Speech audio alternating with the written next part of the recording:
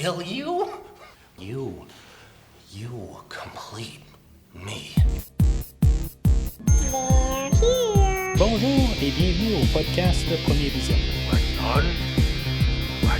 Le but de ce podcast est de s'amuser tout en discutant d'un film ou d'une série de films. We have such sights to show you. They're coming to get you, Barbara. Il est important de prendre en note que si vous n'avez pas encore écouté le film à discuter aujourd'hui, je vais le spoiler complet. Bonne écoute.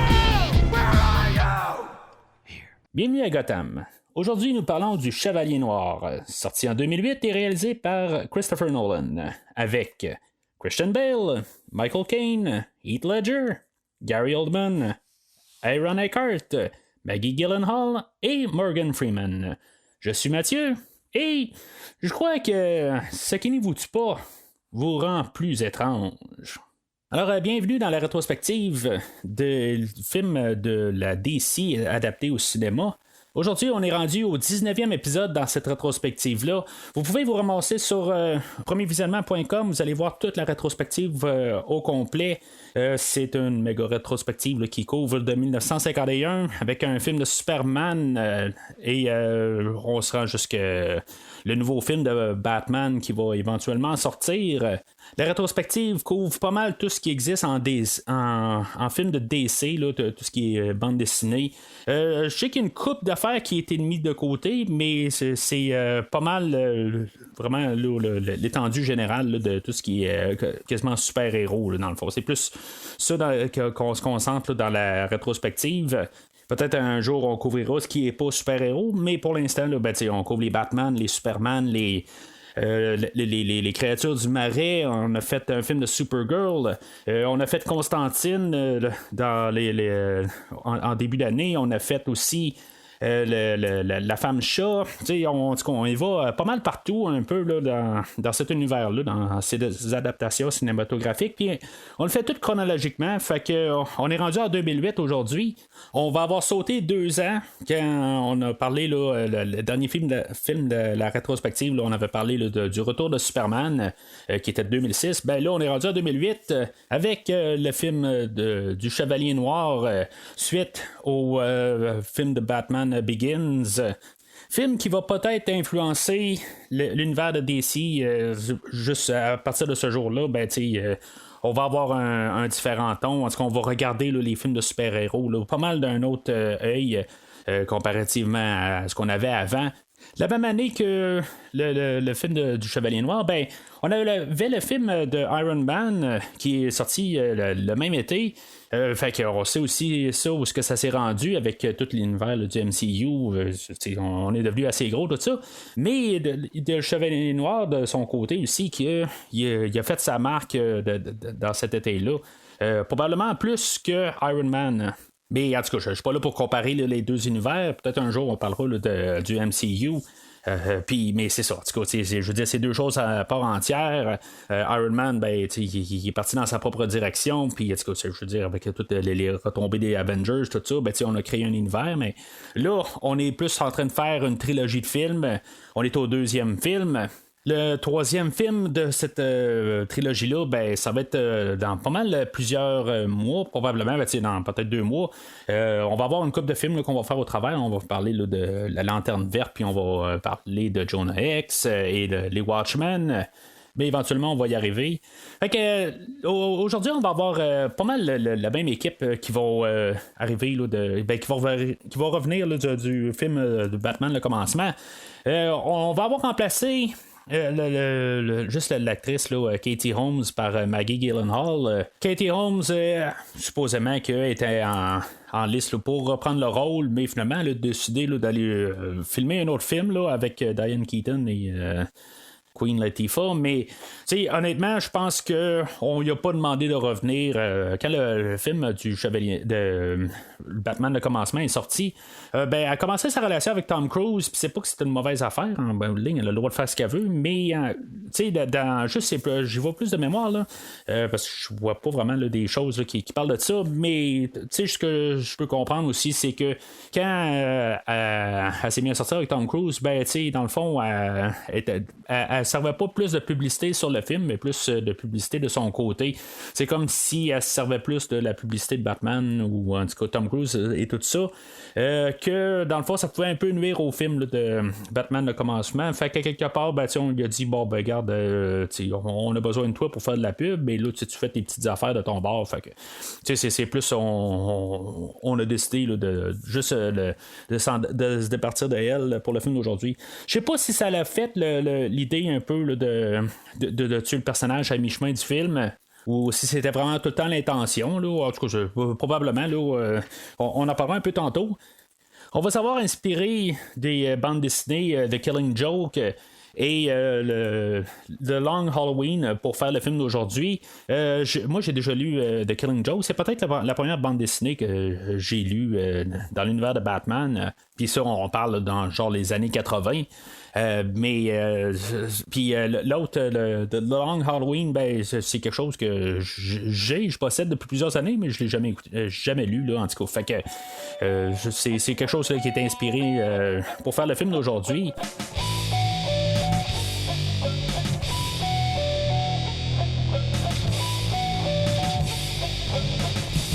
Alors aujourd'hui, on va jouer sur beaucoup de thématiques.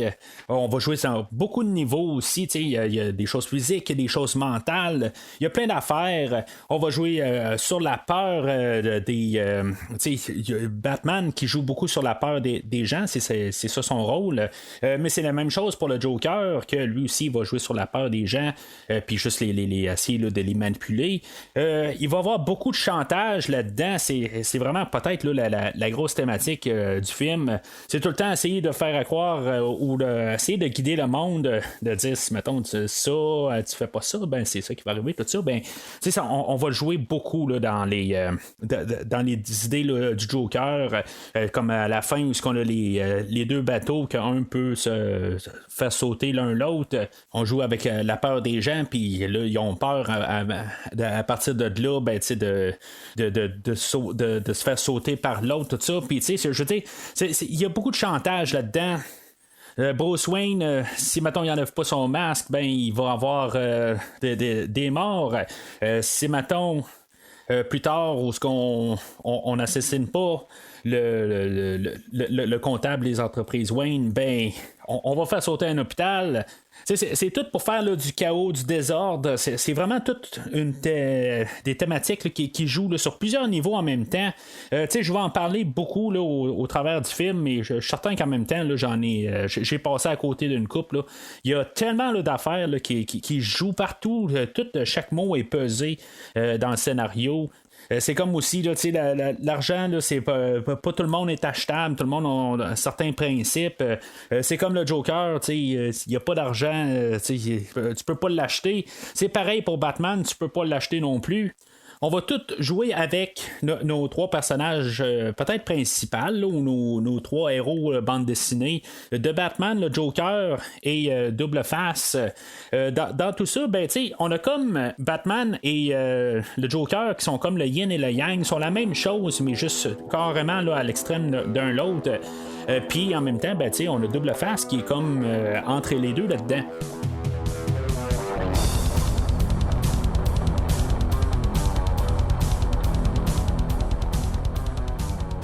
Alors, le film ouvre... dans le fond, on va garder pas mal le même format qu'on avait eu là, dans Batman le commencement. Des fois, ça se peut que je dise Batman Begins. Là, en tout cas, vous comprenez ce que je veux dire, là, juste pour la facilité des choses. On commence avec juste une idée de fumée bleue.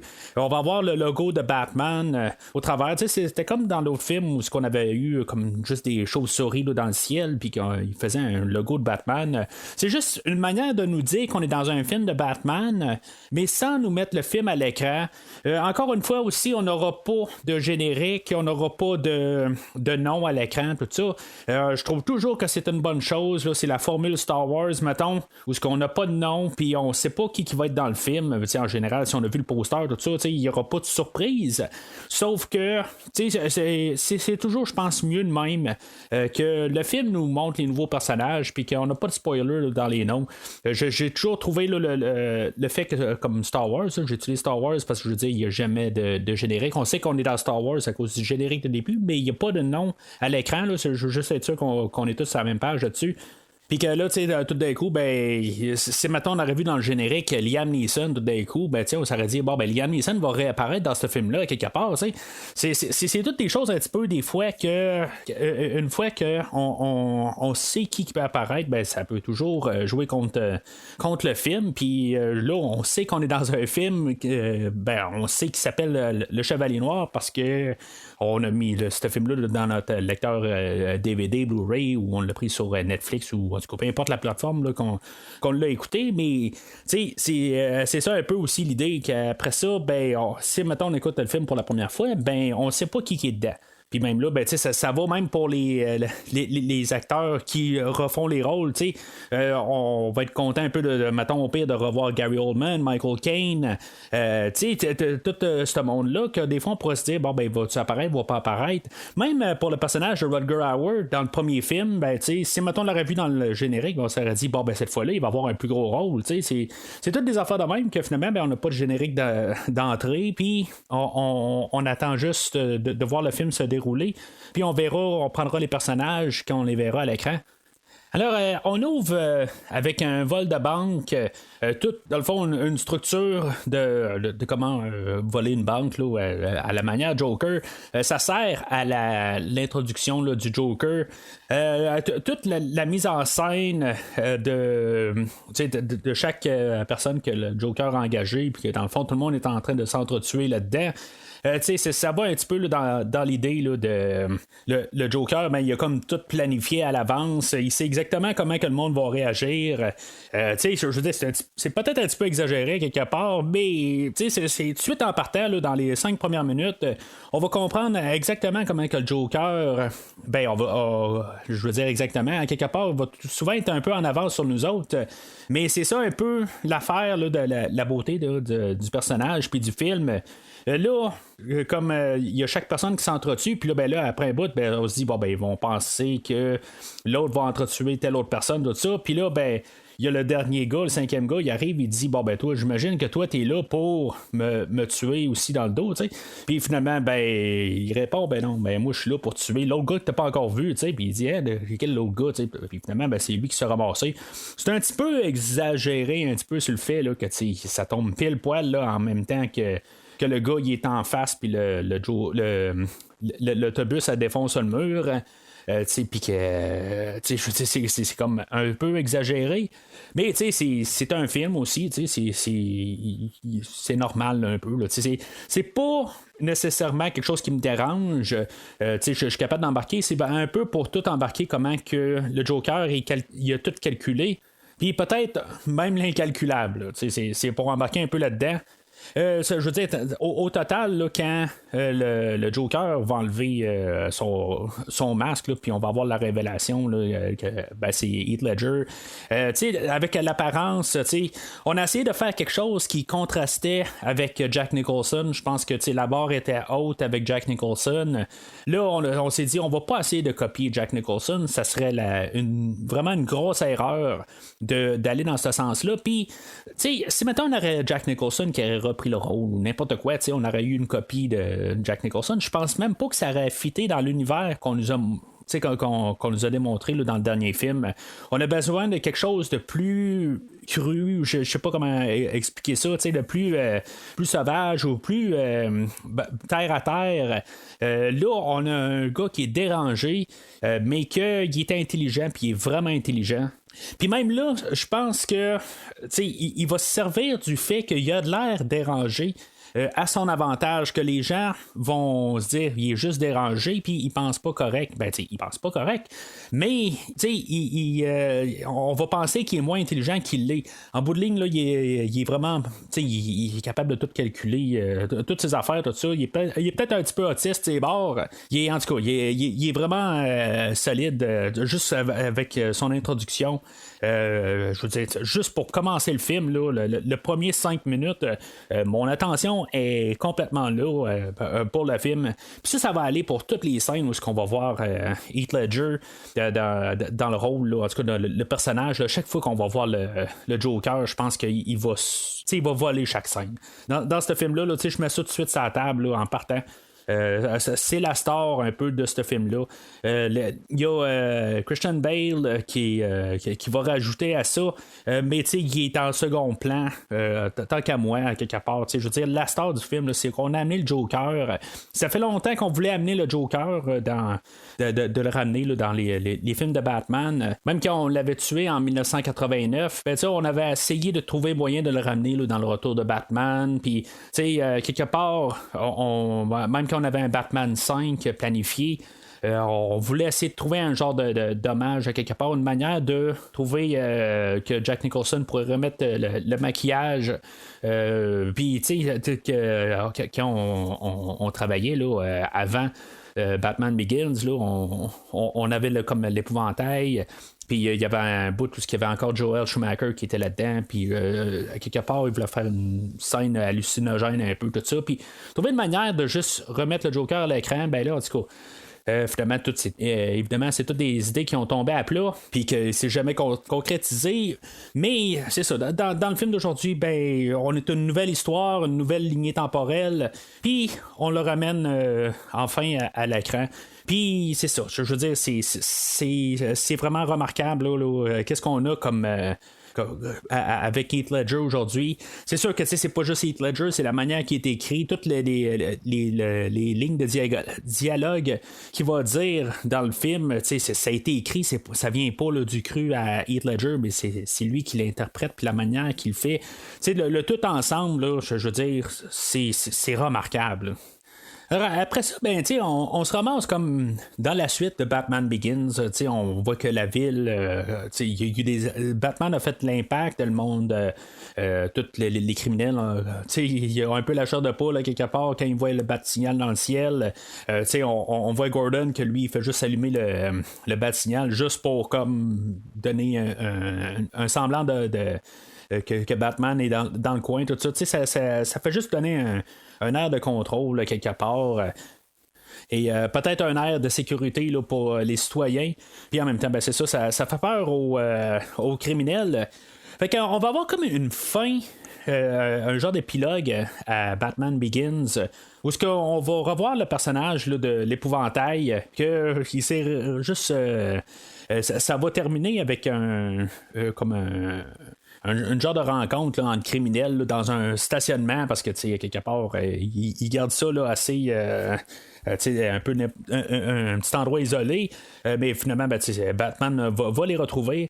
Il va y avoir des imitateurs là-dedans là, de Batman, puis d'un côté même un peu plus tard Alfred va lui dire regarde, t'es en train là, de ça porte fruit ton affaire, mais à quelque part, ben, c'est un peu à comprendre pourquoi que il est pas un peu comme chaleureux à l'idée un peu à quelque part que les gens décident de prendre la justice entre les mains, puis que Batman puisse finalement raccrocher sa cape. Là.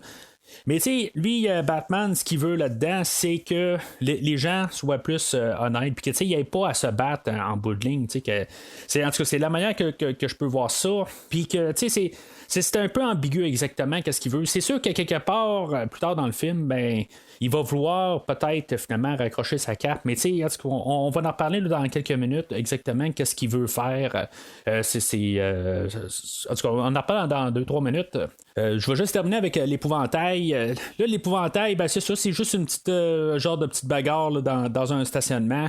On a un peu d'action, on a quelques petites blagues au travers où ce que Batman va répondre au gars ou l'imitateur de Batman, ben, il va dire moi je porte pas là, de l'équipement de hockey pour me battre là, en même temps, ben, c'est un job qui est un peu dangereuse. On s'entend que tu te bats contre des personnes là, qui ont des fusils, puis qui sont équipés, puis peut-être que juste de l'équipement de hockey, c'est pas nécessairement là, ce que tu as besoin. Là, je veux dire, c'est quelque chose que tu pourrais pas nécessairement pouvoir te défendre. Là, fait que, c'est sûr que Batman, il a tout l'entraînement pour ça, puis il est équipé pour pouvoir se battre contre n'importe qui. Là, fait que, à quelque part, peut-être aussi Batman se sent une question là, de responsabilité aussi, que si c'est n'importe qui commence à prendre la justice dans l'humain, ben ça va faire un peu qu'est-ce qui se passe un peu plus tard tard avec. Je crois que c'est le même personnage, c'est le même gars quelque part qui s'est fait prendre par le Joker, puis que finalement le Joker là, il va l'utiliser comme exemple quasiment, ou en tout cas il va le tuer finalement. Fait que je pense que c'est un peu ça que Batman veut éviter dans la totalité des choses. Puis là, ben c'est ça, tu sais, d'amener l'épouvantail en justice. C'est comme un peu, c'est ça, c'est un épilogue au dernier film. Je trouvais juste ça un petit peu bizarre, l'épouvantail sur un cheval à la fin de Batman Begins, puis que là, il se sauvait. Moi, dans mon livre à moi, quand j'ai vu le film la première fois, je me suis dit, bon, ben, il était capturé par la suite, là, je veux dire, c'était un petit peu comme n'importe quoi, puis je suis même pas sûr de m'avoir rendu compte que c'était vraiment l'épouvantail à la fin. C'est vraiment bizarre là, quand il est sur le cheval à la fin du premier film. Fait que là, on le ramène au début de ce film-là. Je pense que c'est une question de clôturer le premier film, dire que ça a pris un temps après, tout ça, puis il y a du temps qui s'est passé. Mais en fermant ça, ben, on peut arriver et dire bon, ben, le commencement est en arrière de nous autres, puis là, ben, on est dans la nouvelle histoire. Il y a plusieurs manières un peu de regarder ça. Je sais pas, c'est pas quelque chose que nécessairement je m'attends quelque part là, d'avoir eu l'épouvantail, mais peut-être que justement on a une tête au début, juste pour redonner là, une entrée là, au Batman. Puis, c'est ça, au moins, on a quelque chose de gros en partant, là, si on veut. L'épouvantail étant ce qu'il est aussi, là, c'est pas un ennemi majeur au Batman, mais quand même, c'était l'ennemi secondaire principal du dernier film. Fait qu'on va avoir l'introduction aussi là, de Alfred et la relation avec Bruce Wayne. On voit que le manoir Wayne n'est pas là parce qu'il était mis à terre là, dans le dernier film. Là, ben, il doit être en construction, quelque chose de même. En tout cas, c'est une place qu'on n'ira pas du tout là, dans le film d'aujourd'hui. Il y a même une genre de nouvelle Batcave pour le film d'aujourd'hui. Là, c'est juste un genre de hangar là, qui est en dessous du port ou quelque chose de même, qui rentre dans un container. Puis la Batcave est là pour ce film-là. Je trouve ça quand même intéressant quelque part. Il y a une suite avec le dernier film. Puis, c'est pas une Batcave standard. Juste la grosse salle immense. Juste où il y a les choses de Batman. Il y a de l'air quasiment petit là, au milieu de la salle. Là, c'est quand même juste intéressant quand même là, d'avoir tout cet espace de travail-là. On va avoir aussi l'introduction de Harvey Dent. Que lui, c'est un genre de procureur ou un avocat. En tout cas, que là, il essaie là, du côté légal d'incriminer des criminels. Puis, on a là-dedans comme le successeur à Falcone là, du dernier film. Là, c'est Maroni qui est interprété là, par Eric Roberts. Je sais pas si on avait essayé de faire un genre de clin d'œil à Batman à jamais, ou ce que on avait vu sur la télé que il y avait quelqu'un à la cour que finalement c'est là où ce que Double Face se faisait était créé dans le fond là, que Harvey Dent se faisait asperger là, de l'acide d'en face là, ça se passait en cours, mais c'est là il se passe pas grand chose là-dedans. Il y a juste un gars qui est interviewé ou questionné, puis qu'il sort un fusil, puis Harvey Dent, il va répondre à ça, il va ramasser le fusil, puis c'est juste pour essayer d'avoir une introduction au personnage. C'est quand même une bonne introduction quelque part. On peut comprendre qu'il y a Batman qui est du côté physique, on a un côté légal, puis ça va un petit peu avec en conjonction avec le personnage là, de Jim Gordon. On sert à essayer de montrer là, qu'on a un genre de trio de personnes qui ne sont pas corrompues. Avec c'est ça, on a Batman, Gordon et Dent. On nous place ça assez rapide là, dans le film. Puis là, c'est ça, eux autres vont être travaillés beaucoup. Là, ils vont être mis à l'épreuve, là, ces personnages-là, là, pendant tout le film. On va mettre une petite twist là-dedans, que Harvey Dent, lui, dans le fond, il est en couple avec Rachel Dawes, que, en bout de ligne, qui est la flamme à Bruce Wayne, que lui, dans le fond, il espère un jour là, que pouvoir faire un couple avec elle, quoi. Puis c'est là qu'à quelque part, il va falloir un peu se demander toutes les motivations à Bruce Wayne pendant le film. Tu sais, il y a des choses que je pense que même Alfred, là, quelque part, là, il va jouer un peu, là, il va poser des questions à Bruce Wayne. Ça sera pas clair exactement. C'est un chemin là, qui est quand même assez montagneux, si on veut, pour Bruce Wayne. Il y a un souper quelque part où il y a Rachel et Harvey qui sont en train de souper, puis finalement il y a Bruce Wayne là, qui arrive avec une danseuse, puis il va se coller là, à leur table. Là, dans le fond, il veut juste comme un peu c'est un peu un combat de coq quelque part. Ça commence avec ça. Mais rapidement, c'est sûr que c'est un genre de montage. Tout ça, c'est comme tout vire de bord un peu. Il y a Bruce Wayne qui commence un peu peut-être à comprendre les motivations à Harvey Dent, quelque part, que Bruce va comprendre d'un sens que le personnage d'Harvey Dent, il rentre des criminels en prison, puis que quelque part ça pourrait succéder au travail qui était commencé avec Batman, que finalement Bruce Wayne va peut-être pouvoir finalement raccrocher sa cape puis pouvoir vivre heureux avec Rachel. Mais tu sais, l'autre côté, c'est un peu égoïste là, du côté à Bruce Wayne, quelque part. C'est comme si il était comme collé au mur à quelque part, puis il pouvait peut-être perdre sa chance à quelque part de retrouver Rachel. C'est ça un peu aussi que j'ai un peu de misère à croire Bruce Wayne, ses motivations. Je pense qu'à quelque part, là, il s'est agrippé à quelque chose, puis il se dit qu'il y a priorité sur Rachel à quelque part, puisque c'est ça qu'elle a dit, mais à quelque part, elle, ses sentiments vont évoluer. Là, on va savoir un peu plus tard, mais on parlera de ça tantôt.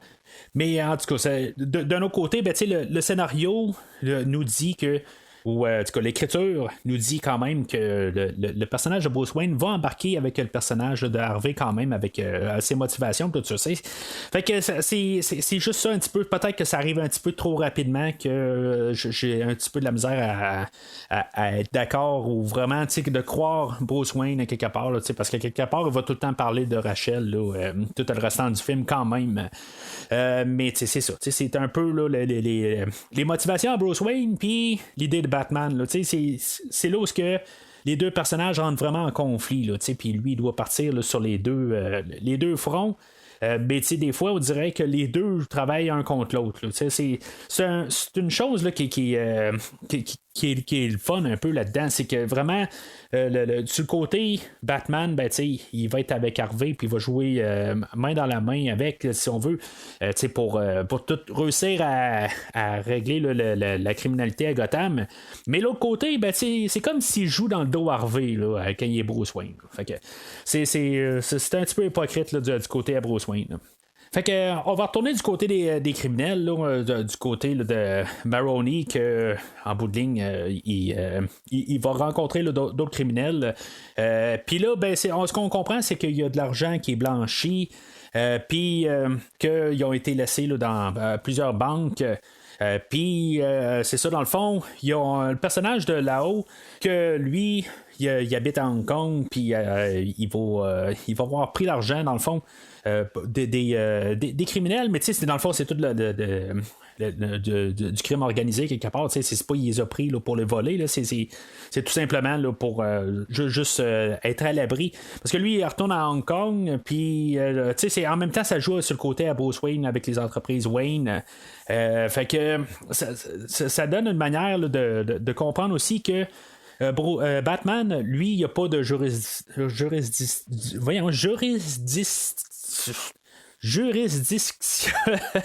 Vous comprenez le mot que je veux dire? Juridiction. Que dans le fond, il peut passer au travers, il peut aller d'un pays à l'autre, tout ça. Il n'y a pas un pays là, d'assigné au Batman. Puis c'est là qu'on a comme la deuxième scène avec le Joker. On est quand même un peu rentré dans le film. Puis ça fait un petit bout qu'on n'a pas vu le Joker. Fait que on a trouvé une manière là, de ramener le personnage pour cette scène-là, juste pour comme un peu qu'on ne l'oublie pas. Là, je veux dire, avec l'entrée qu'on a eue, il n'est pas oublié. Mais juste un peu pour que lui aussi il fasse son intro, puis commencer à faire le chaos. même dans le côté là, des criminels ou du crime organisé. C'est tout ça. À quelque part, le Joker, il n'y a pas d'allégeance avec personne. C'est ça qu'il faut comprendre là-dedans. Mais juste avec son entrée, là, avec le tour de magie, tout ça, puis où il se met à rire là, comme pour rien, puis c'est comme super laid. Là, c'est comme juste comme la cliché. Là. En tout cas, c'est vraiment une entrée remarquable. Puis c'est ça. Fait que lui, le Joker là-dedans, c'est ça. En n'ayant pas d'allégeance avec. C'est qu'il essaie de faire croire que dans le fond, il est sur le côté des criminels, mais en bout de ligne, il veut juste les manipuler, puis il veut juste manipuler tout. Il veut juste comme tout brasser dans le fond. Parce qu'à quelque part, d'un côté, là, ce qu'on va comprendre là, tout au travers du film, c'est que tout va comme d'un sens. Même les criminels sont organisés d'un sens, puis les forces de l'ordre sont organisées d'un bord. Puis là, ben, c'est peut-être que les forces de l'ordre commencent à prendre plus de bord, puis le côté criminel commence à plus savoir où commence à s'aligner, puis peut-être qu'ils vont disparaître tranquillement. Fait que lui, il est là comme pour le montrer aux criminels aussi qu'ils peuvent peut-être là, ils commencent à avoir peur, mais quelque part, ils ne devraient plus avoir de règles, puis qu'eux autres aussi, ils devraient comme tout se révolter, tout ça, puis c'est juste comme tout pour embrasser au complet, là, c'est un peu les motivations là, du Joker, à quelque part, où il veut faire juste le désordre, puis le chaos, il veut que ça bouge encore plus, tout ça, je veux dire, il triple là-dedans. Puis ça se voit là, dans la performance à Heath Ledger. Je vais essayer là, de juste pas tout le temps être en train de parler là, du Joker, puis voir comment que je suis émerveillé là, sur cette prestation-là. Là, mais je veux dire, c'est juste que j'essaie de juste pas me répéter, mais je veux dire, c'est toutes les scènes là, où ce qui va se pointer, là, c'est toutes des chefs-d'œuvre. Quelque part, c'est toutes des scènes pour des Oscars, tant qu'à moi. Mais c'est ça, après ça, ben, il y a un des criminels là-dedans, le Gamble, que lui il dit bon ben je mets un prix sur ta tête, là, je t'aime pas à face. Puis en bout de ligne, ben, c'est comme pour montrer aussi que le Joker il y a encore d'autres affaires là, dans sa tête. Puis là, ben, il va parler là, des cicatrices là, qu'il y a sur son visage, puis il va conter une histoire. Fait que là, on se dit bon ben c'est pour ça qu'il y a une drôle de face. Puis là, ben, plus tard, ben, il va revenir avec une autre histoire de cicatrices. Peut-être un petit clin d'œil là, dans le fond à l'idée là, de la BD là, Killing Joke, que c'est peut-être l'histoire où ce qu'on avait eu la création du Joker, mais c'était peut-être pas ça du tout. Là. On nous a envoyé là, une histoire dans Killing Joke, mais à la fin, c'est ça. C'est peut-être pas ça du tout. Là, fait que c'est vraiment ça. Là, je pense qu'il est vraiment inspiré là, de Killing Joke. Puis à chaque fois qu'on va essayer d'avoir une histoire d'origine, ben on le saura pas. Dans le fond, le plus qu'on va peut-être avoir, c'est Alfred qui va le dire lui-même, c'est que ce personnage-là, quelque part, il arrive de nulle part, puis il veut juste voir le chaos, puis c'est tout. Il n'y a pas nécessairement là, de raison d'être. Fait qu'en tout cas. C'est pas mal là où ce que on peut comprendre aussi, c'est la fonction là, de notre trio là, de justiciers là, à cause là, des juridictions, en tout cas c'est pas du correct là, mais en tout cas j'ai pas envie de me rembarquer comme tantôt. Mais là-dedans, dans le fond, ils sont entourés de taupes, quelque part, dans le restant là, des équipes. Ils savent qu'il y a du monde là, qui sont corrompus, qui travaillent avec. Puis ça va jouer sur un autre niveau. Tout le long du film, il y en a partout où il y a des gens qu'on pense que c'est des policiers, puis que finalement, ben, ils vont travailler finalement pour les criminels, tout ça. Fait que ça va mettre des bâtons dans les roues là, à nos personnages. Mais c'est ça, le côté Batman, il est quand même chanceux de son côté, c'est que toute son équipe à lui, ben, il est non corrompu, puis il veut pas faire affaire avec des corrompus tout carrément. C'est justement un peu comme la raison pourquoi il veut pas faire affaire avec le personnage de Lao avec les entreprises Wayne. Fait que ça va l'envoyer à Hong Kong. Puis tu sais, j'ai juste la manière là, comme l'histoire là, pour expliquer pourquoi que Bruce Wayne n'est pas en ville. c'est qu'il va partir avec avec un genre de voilier, puis toutes les danseuses là, que tu sais, dans le fond, on avait vu une des filles au début du film. Là. Mais tu sais, quelque part, il y a du monde qui savent que Bruce Wayne est parti à Hong Kong. Là, c'est toutes les filles sur le bateau, dans un.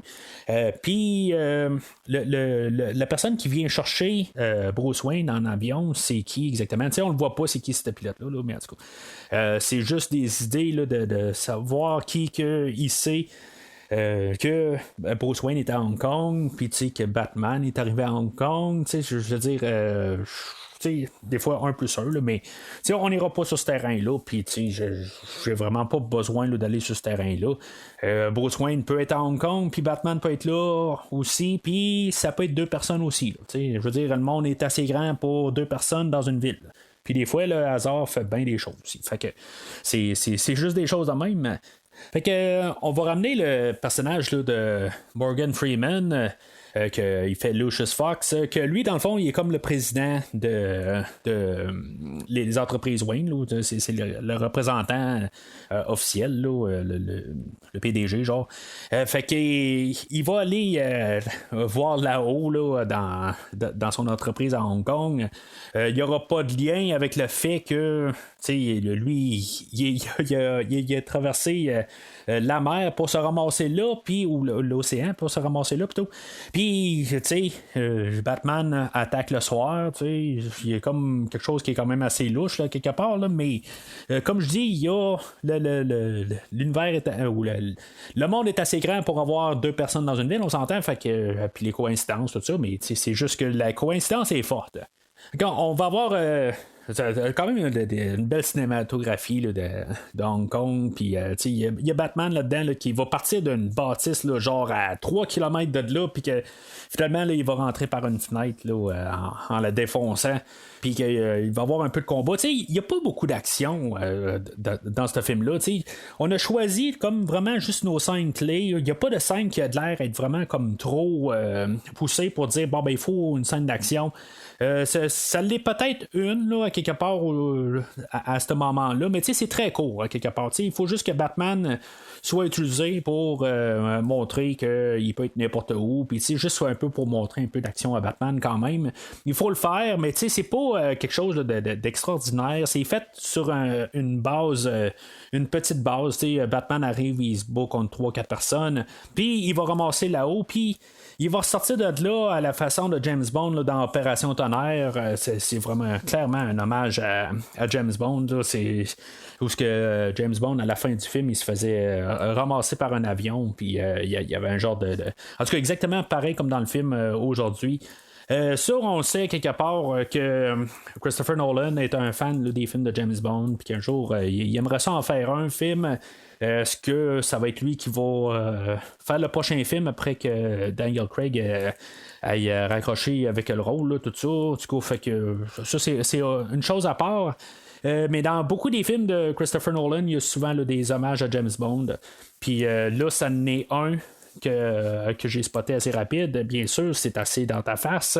Puis il y en a même un peu plus tard où ce que le Joker, il y a un couteau là, qui sort de sa bottine, qui est clairement là, un autre hommage là, dans un autre film de James Bond, là, de Bon baiser de Russie. Puis, tu sais, même quand on a Batman là, qui veut changer de suit, qu'il va avoir une saute plus légère, qui est moins pognée là, dans son armure. Ben, tu sais, c'est vraiment quelque chose là, qui paraît comme une scène là, de Q, comme dans James Bond. Puis, justement, là, il parle là, du gadget, dans le fond, là, qu'il va se faire rapatrier là, avec l'avion, puis que c'est comme dans les 60, il y avait un plan, puis tout ça, puis c'est clairement là, comme une suite directe là, d'Opération Tonnerre. Mais en tout cas, fait que tout ça pour James Bond. Comme en même temps, ben, vous savez que je fais la rétrospective là, des James Bond en ce moment, là, puis qu'on a commencé pas mal dedans, là, fait que chose à écouter là, en même temps là, que le podcast d'aujourd'hui. Alors, Batman va revenir à Gotham, puis il va ramener là-haut, ce qui va permettre à faire incriminer là, vraiment une grosse gang là, de criminels. J'ai oublié de noter la quantité, là, mais c'est plusieurs centaines. Fait que on a fait comme un gros coup avec ça. Ben c'est ça, à quelque part, ben ça fait que il commence à avoir plus de sécurité en ville. Fait que le Joker, lui, là-dedans, ben, ce qu'il va faire, il va comme semer le chaos l'autre bord. C'est là qu'on va avoir la vidéo où ce qu'il va avoir attrapé là, l'imitateur de Batman. On avait vu 2-3 là, au début, mais c'est ça. Je pense que c'était le principal là, qui s'est fait pogner. Puis le Joker, dans le fond, là, il va le tuer sur place. Puis là, il va aussi lancer la menace que il faudrait démasquer Batman, sinon je vais en tuer d'autres. Fait que, tu sais, c'est comme on part le Joker sur une petite base, puis tranquillement, il place ses affaires, puis là, il devient vraiment plus en plus là, sur l'avant-plan. C'est comme il joue sur tout.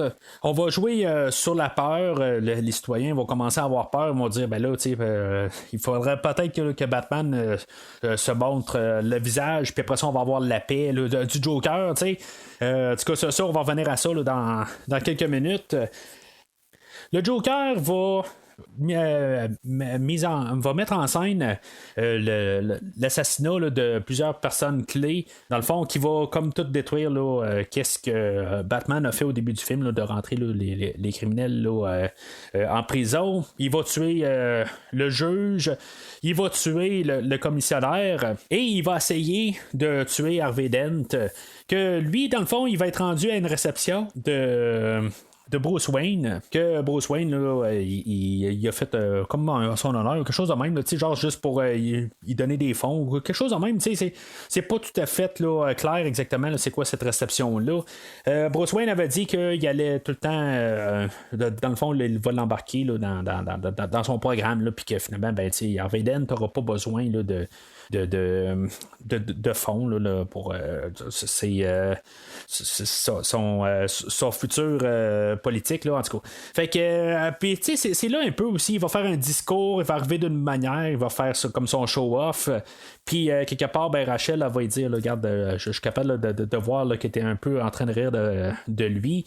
Batman ou Bruce Wayne va plus être en train de dire non, regarde, je suis arrivé comme ça, mais quelque part, là, je suis vraiment sincère, quelque part, je crois vraiment en ce qu'il dit. Mais c'est comme un peu à double sens. C'est-tu vrai, c'est-tu pas vrai, tout ça. C'est-tu juste une manière là, qui se dit, je vais pouvoir finalement me débarrasser de Batman, puis pouvoir avoir Rachel.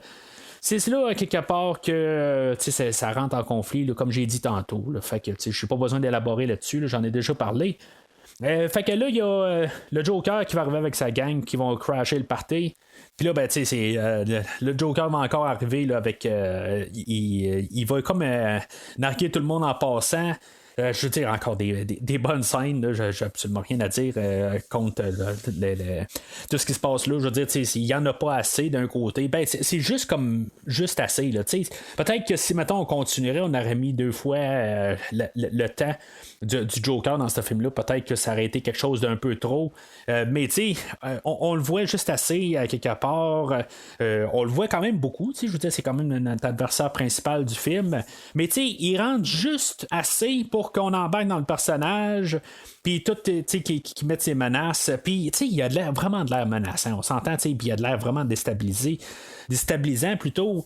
Il va prendre Rachel, puis il va y mettre le couteau d'en face, puis là il va commencer à raconter son histoire de cicatrice, qui est carrément pas la même histoire de tantôt. C'est ça qui est le fun. C'est comme l'histoire d'origine du Joker, c'est peut-être l'histoire A, c'est peut-être l'histoire B, c'est peut-être le A et B, ou peut-être aucune de ces réponses. C'est ça un peu la mentalité du Joker. Puis, je veux dire, c'est amené d'une manière que c'est n'importe quoi, mais on embarque. Puis, ce qui est le fun, c'est que la manière que le film est monté, on prend le temps pour mettre ces montages-là, puis pourtant, il n'y a jamais de fois où ce que j'ai l'air que je ressens que c'est long. Puis c'est du superflu un peu d'un côté, mais c'est juste pour embarquer dans l'univers puis le personnage. Fait que Batman, Bruce Wayne se change en Batman. Puis, c'est ça, dans le fond, c'est lui, à son tour, qui va crasher le party. Là, le Joker va comme tenir Rachel au bout du précipice, puis Batman va dire laisse-la aller. C'est comme c'est exactement comme le Joker il dit ben, c'est parce que t'as comme fait un mauvais choix de mots là, je sais pas si c'était l'intention à Batman à quelque part juste pour juste que ça termine là quelque part, mais je sais pas, je pense pas que c'était vraiment son intention quelque part là, de juste jouer avec la vie à Rachel, ou peut-être justement trouver une manière de la sortir de là, puis peu importe ce qui se passe avec le monde là, à réception, on s'en fout. L'important c'est que ça soit Rachel qui soit sauvée là. Je le sais pas exactement, parce que quelque part, qu'est-ce qu'il fait le Joker rendu là, il a-tu assassiné tout le monde qui était là à la réception? Sûrement pas, parce que Harvey Dent il est sorti de là. Ben, il avait sorti dans le fond Bruce Wayne là, le comme assommé pour pouvoir le mettre en sécurité. Alors, qu'est-ce qui s'est passé exactement là, avec le restant du monde là, ça reste à savoir là, mais c'est comme tu y penses pas tout à fait, parce que l'histoire elle avance quand même. Alors, on a comme une cérémonie là, de l'enterrement du commissionnaire Loeb. Puis là, ben, le maire, il va faire un discours. Puis, on sait qu'il est supposé avoir un attentat sur la vie du maire. Le Joker a laissé sous-entendre ça. Puis, même le Joker va avoir trouvé moyen là, de s'embarquer là, avec les policiers là, qui tirent du fusil là, à la réception. C'est comme quelque part comment il a réussi à se planter là. Je veux dire, la personne à côté, quelque part, s'en est pas rendu compte que le policier à côté de lui, là, c'est pas quelqu'un qui a déjà pratiqué avec, quelque chose de même, là, il y a quand même quelque chose là, dans le visage, il y a comme les grosses cicatrices dans le visage, tout ça, il y a personne qui s'est comme posé de questions, mais c'est comme tout résolu assez rapide quand on se rend compte que Gordon s'est fait tirer, tout ça, c'est comme tu y penses plus, parce que là tu dis bon ben Gordon s'est fait tirer, hein? C'est comme wow, ça marche pas tout à fait, là, c'est pas quelque chose qu'on peut s'attendre dans un film de Batman qu'on tue Gordon. Puis on avait vu aussi que Batman dans le jour, ben il se promène pas bien dans le jour, que ça doit être Bruce Wayne qui fait comme les investigations là-dedans. Fait que lui il part en Bruce Wayne, mais si maintenant il aurait croisé de la police, comme qu'est-ce que vous faites là, Monsieur Wayne? On n'arrive jamais là, à cette avec une idée de même là, mais c'est comme ça un peu aussi là, on veut pas mettre Batman dans le jour, quelque part il aurait pu le mettre quand même là, ça n'aurait pas changé grand chose tout à fait là. Je pense aussi il y a quelque part où ce que Christian Bale il voulait peut-être un peu être un acteur dans le film là, puis ça a dû faire partie un peu des négociations, parce qu'il va avoir un petit peu plus de Bruce Wayne, je dis un petit peu plus dans le premier film là, la première heure est totalement Bruce Wayne sans costume, puis dans le fond on l'a comme un peu éparpillé là, dans le film d'aujourd'hui, au lieu de mettre ça juste au début du film. Fait que ça doit être sensiblement le même prorata là. On va avoir ensuite de ça un genre de concept intéressant, c'est qu'on va avoir Batman qui va aller questionner directement Maroni, que il va tirer carrément Maroni en bas d'un édifice, puis que lui il va juste se casser une jambe. Je suis pas trop sûr de ça, genre il va tomber de 3 étages, puis juste ça, il va dire c'est pas la chute qui va me tuer. Je pense qu'il y a des grosses possibilités là, qu'il meurt rendu en bas, là, surtout que c'est de l'asphalte en bas, puis il y a le trottoir, mais ça va juste y casser la jambe. Là, que finalement, quand on va voir le personnage de Maroni plus tard, il boitera pas à rien, tout ça, mais en tout cas, c'est ça, c'est autre chose, c'est une petite erreur technique, là. Puis, juste en même temps, on va avoir Harvey Dent, que lui aussi va faire un interrogatoire. Puis, lui, on va voir qu'il fait quand même. Il tire sa scène. On l'avait vu un peu la scène un peu plus tôt. Puis ce qui est quand même assez curieux là-dedans, c'est que la scène, elle a 2 fois le côté face. Il y a les deux, là, peu importe, il dit, si mettons c'est face, ben je te laisse vivre, quelque chose de même, ben, fait que ça tombe face, puis il crée sa chance en bout de ligne. C'est ça qui est quand même assez intéressant de ce personnage-là, de Harvey Dent, qui va devenir double face plus tard. Mais c'est ça, la scène, elle a pas 2 côtés, elle a juste un côté. Fait que il crée, dans le fond, juste une genre de façade là, de peur, quelque chose de même. Là, que si mettons c'est le mauvais bord, ben tu vas te faire avoir. Je veux dire, si je veux te tuer, ben je veux dire, c'est il risque d'avoir juste le côté face, puis il dit juste dans le fond qu'est-ce qu'il veut avoir comme résultat. Mais ça, on le sait pas nécessairement, si tu vois pas la scène, je le sais pas. Là. Ça, c'est quelque chose que je pense que même Batman le sait pas.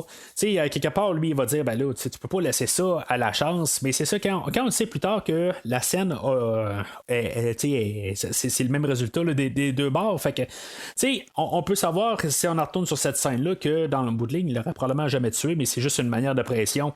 Puis qui fait que le personnage, ben, il n'y a pas encore là, de côté.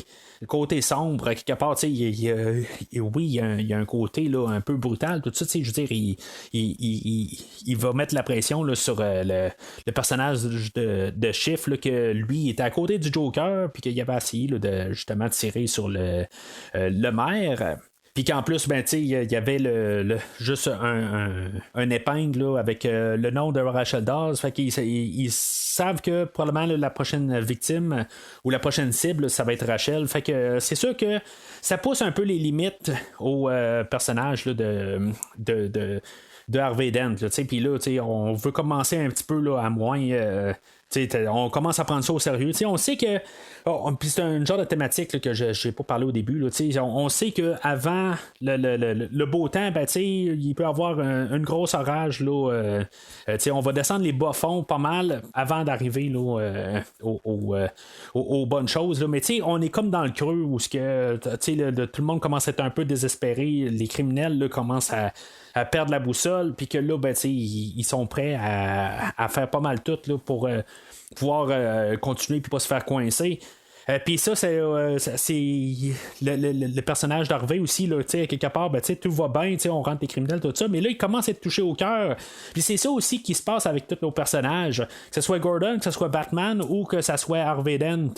Ils vont tous être poussés à leur limite, là, quelque part là, au travers du film. Alors, c'est un peu cet incident-là aussi qu'il va faire que Batman, il va comme un peu être poussé aux limites, que quelque part, il va décider de se rendre. Parce que là, en même temps, c'est en train de jouer avec la réputation à Harvey Dent.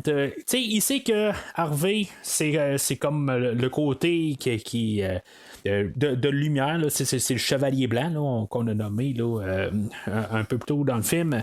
Puis que, si mettons, il arrivait à faire quelque chose, là, comme assassiner là, le personnage de Schiff, tout ça, si mettons, il fait quelque chose comme ça, ben que ça détruirait carrément tout ce qui a été construit là, à date. Alors, un peu pour comme baisser la tension, ben, ou la pression que le Joker fait, ben, le Batman va comme se dévoiler puis dire que c'est Bruce Wayne. Ben, en tout cas, ça, c'est le plan pour l'instant. Fait que. Le plan va comme prévu là, quelque part, Bruce Wayne se rend sur place pour pouvoir se mettre dévoiler au grand jour. Puis là-dedans aussi, on avait eu là, des scènes là, avec Rachel, là, quelque part, qu'elle laisse garder en sécurité chez Bruce Wayne. Puis là, ils ont jasé un peu ensemble. Puis, c'est comme à quelque part, qu'est-ce que Bruce Wayne veut? C'est tout ça un peu à quelque part. Est-ce qu'il fait ça pour Rachel ou tu sais, à quelque part, c'est peut-être qu'il sait qu'elle devrait partir avec Harvey ou quelque chose de même. C'est un peu tout à quelque part parce qu'elle aussi, elle va lui dire, ben, si tu es emprisonné, ben, on sera pas ensemble. Là. Ben, aussi, le hasard va faire des choses que pendant que Bruce Wayne est prêt à se dévoiler, ben Rachel, elle va dire, ben là, je veux dire, tu t'es pas dévoilé, puis te laisser Harvey prendre ta place, tout ça. C'est dans le fond, Harvey Dent, lui, il a décidé ça à la dernière minute, puis il a dit, bon, regarde, c'est moi, Batman, fait que enfermez-moi.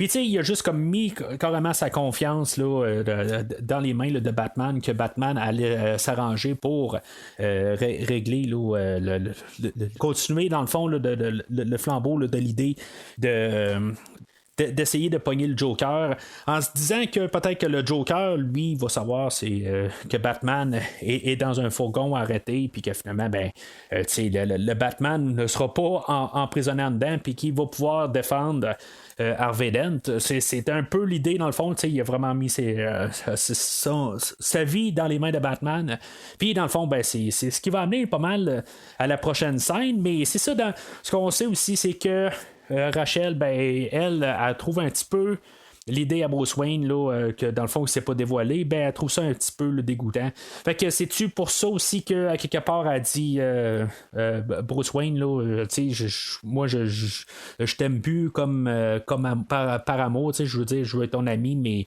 à quelque part j'aime quelqu'un d'autre. Tout ça, elle va laisser une lettre là, que Bruce Wayne va jamais lire, mais c'est un peu un concours de circonstances, mais à quelque part aussi, ils n'ont pas le choix de monter leur game du côté là, à Harvey et à Batman. Ils n'ont pas le choix de prendre des risques parce que là, Gordon est mort. En tout cas, c'est ce qu'on nous dit là, dans l'histoire, tout ça. C'est pour ça qu'à quelque part, avec tout ça, oui, Gordon n'est pas mort, mais en bout de ligne, là, ils n'ont pas le choix là, de prendre des risques pour réussir à capturer le Joker. Puis là-dedans, ils peuvent pas tout dire à leurs proches. Comme que Gordon, il peut pas dire à sa famille qu'il n'a pas été tué, que c'est juste une genre de stratégie. Puis c'est ça, dans le fond, c'est à quel point là, que Batman et Harvey Dent s'en ont parlé aussi. Ça n'a pas l'air qu'ils s'en ont parlé, mais d'après moi, là, ils ont comme un peu à garder ça ensemble. Alors, c'est là qu'on a peut-être là, la grosse scène d'action là, de la mi-film. On va avoir bien sûr là, la Batmobile qui va revenir là-dedans, là, le Tumbler. Puis, tu sais, c'est comme l'attaque du fourgon pour essayer là, de tuer Harvey Dent. Là. En tout cas, tout dépendant du côté, le tuer ou le sauver là, du côté à Batman. Là. Tu sais, il y a une grosse vanne, un genre là, de 36 pieds ou quelque chose de même, là, il est marqué Laughter is the solution, puis il y a un gros S à côté, ça marqué, ça change le mot Laughter à Slaughter, là, c'est quand même juste drôle un peu. C'est toutes des petites affaires de même, là, des petites touches qui fait que ça te fait sourire ou ça te fait rire un peu, ça l'embarque, mais c'est de l'humour noir. Il y a une passe où la Batmobile elle va rentrer carrément là, dans le truck de vidange qui est en train de pousser le fourgon. Puis c'est comme, je sais pas, là, juste la logique à quelque part.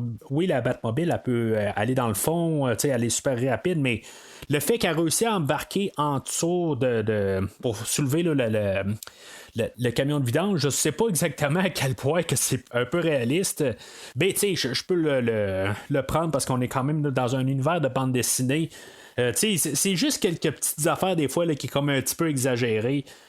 Juste le visuel de ça, juste l'idée, c'est capoté. Puis c'est quelque chose que j'aime quand même tout le temps à chaque fois que je le vois. Puis il est capable là, de carrément faire un face-à-face avec un camion de vidange, mais quand le Joker va arriver puis il va sortir son bazooka, ça va complètement détruire là, la Batmobile. La Batmobile elle va faire des tonneaux puis finalement elle va tomber en morceaux.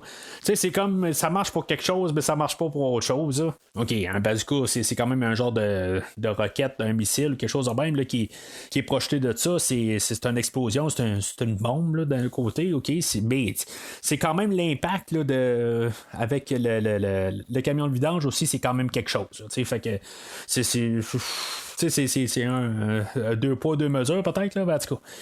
Mais dans le fond, ça servait à faire l'introduction là, comme de la moto, là, la Batmoto, le Batpod, que en bout de ligne, ça va être le véhicule de transport à Batman là, jusqu'à la fin du film. Dans le fond, j'aime beaucoup là, la Batmobile. Je suis toujours un fan de Batmobile. Je suis plus un fan de voitures spéciales, si on veut, que de moto en bout de ligne. Là. Mais je suis pas un gars à char en général. Je veux juste mettre ça quand même là, sur la table. Là. Je suis pas. Je trippe pas là, nécessairement des voitures. J'en ai parlé là, dans ma rétrospective là, des Transformers il y a bien longtemps, que vous pouvez écouter si vous voulez, vous martyriser les oreilles, entendre un film parler de films de Transformers, là, mais en tout cas, j'ai des choses amplement à dire sur ces films-là, fait que vous pouvez toujours retourner en arrière, mais en tout cas, généralement, je vais plus être un fan là, de choses qui sont pas conventionnelles, comme les Batmobiles, ou les vaisseaux de Star Trek, des affaires de même, c'est plus mon genre à moi. Puis, tu sais, toutes les Batmobiles, en général, je les aime pas mal toutes. Puis là, ben, tu sais, on a comme la Batmoto, que je pense que ça faisait quand même un petit bout qu'on n'avait pas vu. Peut-être dans Batman et Robin, où je pense que c'était Batgirl là, qui avait la moto, là. Ben, tu sais, je veux dire, ça valait ce que ça valait pour genre 3 secondes, là, à peu près, là. Puis, c'est tout. Mais j'avoue que, tu sais, prendre les grosses roues de la Batmobile... puis juste que ça devienne tranquillement la moto, tout ça, la reformation là, des roues en avant, je trouve ça quand même spécial comme idée, juste avoir parti avec cette idée-là. Ça fait comme la continuité en fait de genre de véhicule à Batman. Puis j'aime bien ça. C'est juste que je trouve que le frame central où ce que Batman se tient, ben, je trouve juste que ça a l'air fragile. Mais juste avec les grosses roues sur les côtés, ça a l'air massif comme tout, pareil. C'est juste que pour le restant, ça a l'air juste fragile quand même. Puis là, ben, il va se promener là, dans un supermarché, puis tout ça. Puis, ces scènes-là, ça fait quand même cool là, à voir là, avec toute c'est comme les grosses roues. Là, on voit la manière qu'on voit ça. Je trouve ça quand même assez le fun à voir. Mais ça me fait quand même penser, je sais pas si dans quand ils ont fait la conception de la moto, si maintenant ils ont essayé de faire quelque chose de massif comme moto, puis finalement on s'est dit on va revenir avec quelque chose de plus simple, quelque chose qui peut avoir du sens, qui ressort là, de la Batmobile, mais quelque part il aurait pu partir avec un plus gros morceau, quelque chose de même, quelque chose là, qui couvre Batman aussi, qui le protège. Je sais pas exactement, c'est comme juste un genre de il l'appelle le Batpod, peut-être juste une question là, de juste se sauver à la rapide. Là. Je pense que c'est plus le but de cette moto-là. Là. C'est pour vraiment là, de faire une poursuite, même si c'est comme ça là, qui va s'en servir. Là, en tout cas. Fait que on va avoir comme un affront avec le Joker. Le Batpod, dans le fond, va agripper là, la grosse vanne, puis finalement, ben, elle va comme tout chevaucher, là, elle va tout renverser totalement. Là. Il y a le Joker là-dedans qui sort des débris, puis qu'il s'enfarge, puis qui tire un coup accidentel. C'est toutes des choses que, en tout cas, la manière que c'est présenté, ça a l'air d'être juste accidentel, mais c'est juste mis de même, là, puis j'aime bien ça quand même.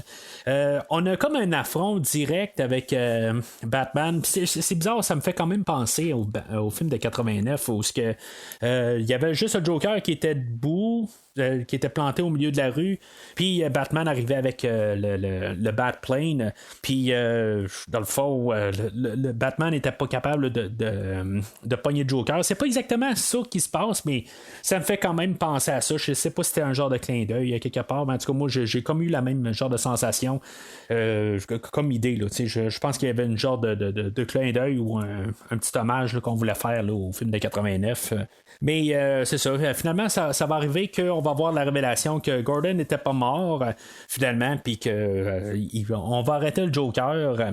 Fait qu'on est tous bien contents de ça. On pense que tout est pas mal réglé, là, que là, on peut commencer à baisser notre garde jusqu'à temps qu'on se rende compte que Harvey Dent n'est pas rentré à la maison. Là, ça leur pose des questions. Bon, ben, qu'est-ce qu'on n'a pas vu arriver? Fait qu'on va aller questionner le Joker. Il y a Gordon qui est allé voir sa famille, puis il expliquait qu'il pouvait pas parler là, de sa couverture, tout ça, pour être sûr de protéger sa famille. Puis c'est ça, fait qu'il va être rappelé tout de suite au poste. Il va dire bon ben Harvey, on le trouve pas. Fait que on va aller questionner le Joker. Puis finalement, ben ça va amener que ça va être Batman qui va questionner le Joker. Puis le Joker va comme expliquer que bon, peut-être qu'éventuellement, il va falloir qu'il tue Batman, mais en bout de ligne, il veut pas vraiment le tuer. T'sais, dans le fond, il veut juste que ça bouge en toutes les bords. Je veux dire, il triple là-dedans. T'sais, il est dérangé, mais en tout cas, je n'ai parlé tantôt. C'est un peu ce qu'il faut comprendre là, dans ces scènes-là. C'est que c'est le yin et le yang. Dans le fond, si mettons le Batman, peut-être que si mettons il serait sur le point de craquer ou quelque chose de même, ben le Joker agirait différemment, quelque chose de même, mais c'est ça qu'il veut dans le fond montrer. Le Joker, il veut montrer que tout le monde a une limite, puis là le Joker, il va toucher comme la limite au Batman, puis le Batman, il va commencer un petit peu pas mal à paniquer quand il va se rendre compte que il y a pas juste Harvey Dent qui a été capturé, ben il y a Rachel aussi qui a été capturée, puis que les deux sont prisonniers quelque part. Puis là-dedans, c'est comme un peu calculé, un petit peu trop là, à la seconde. Puis ça a comme pas de sens. Quelque part, ils ont genre 5 minutes là, pour aller chercher là, les deux qui sont chacun dans une genre d'endroit là, avec des barils là, d'essence alentour d'eux autres. Puis ils ont genre 5 minutes. Là, c'est comme à peu près impossible là, de s'y rendre. Mais il faut voir un peu qu'il y a un temps là, il y a une presse là-dedans. Puis lui, dans le fond, le Batman, lui, ce qu'il veut faire, c'est aller chercher Rachel, bien sûr. Puis Gordon, il part pour aller chercher Harvey. Mais finalement, le Joker en a joué une rapide.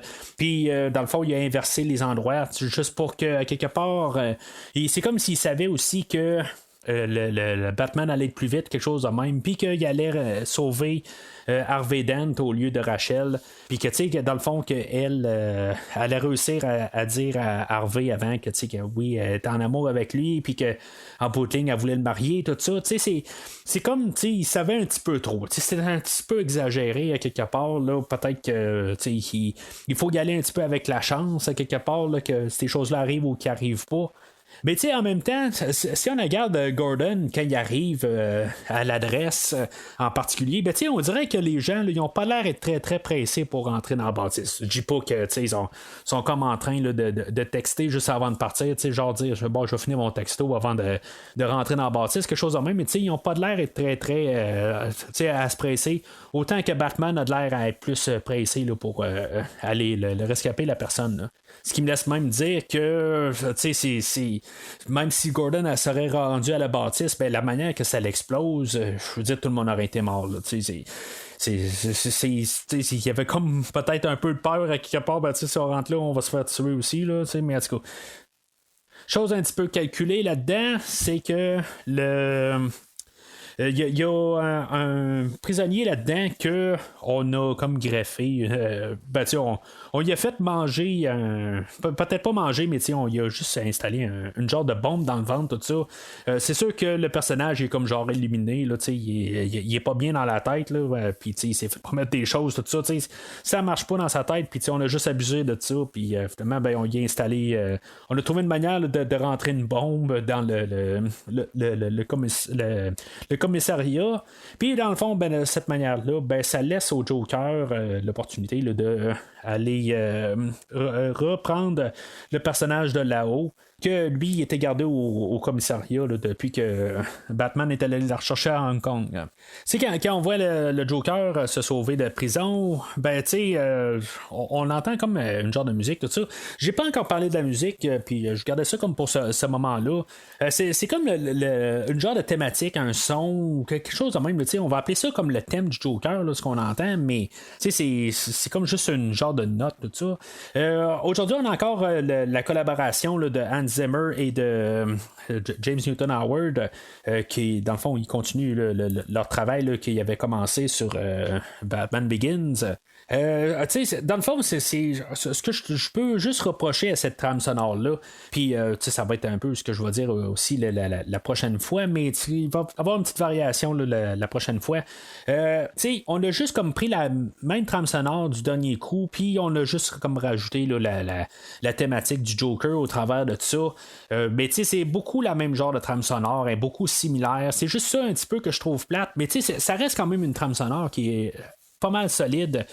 J'aime beaucoup là, les thématiques qu'on a là, dans le film d'aujourd'hui, mais c'est beaucoup des genres de reprises du dernier film. Mais bien sûr, là, toute la manière que c'est apporté dans le film, là, ça met l'accent sur les choses, les pensées, le ton, tout ça. Je veux dire, c'est parfait pour le film d'aujourd'hui, par contre. C'est de la répétition, mais ça donne vraiment le ton, puis le sens qu'il y a une continuité avec le dernier film, puis en même temps, ça l'approfondit, là, toutes les thématiques, tout ça. C'est quelque chose de similaire, mais juste avec une belle petite coche de plus.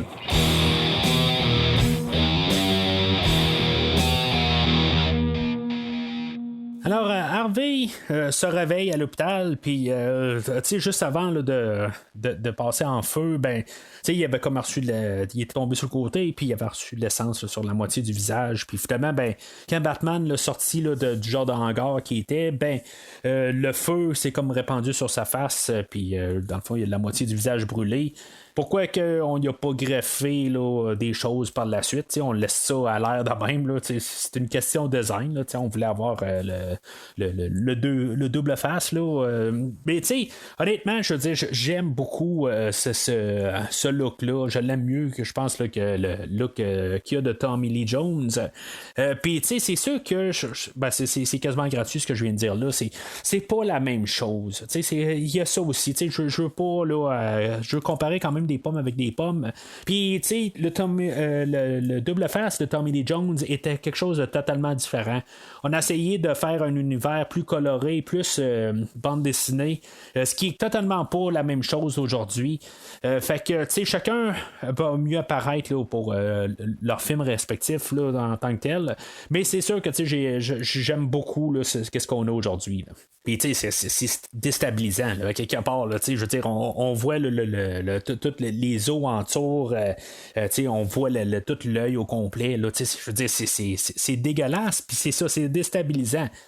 Fait que lui, en plus là, d'avoir perdu la moitié de son visage, il a perdu Rachel dans l'explosion.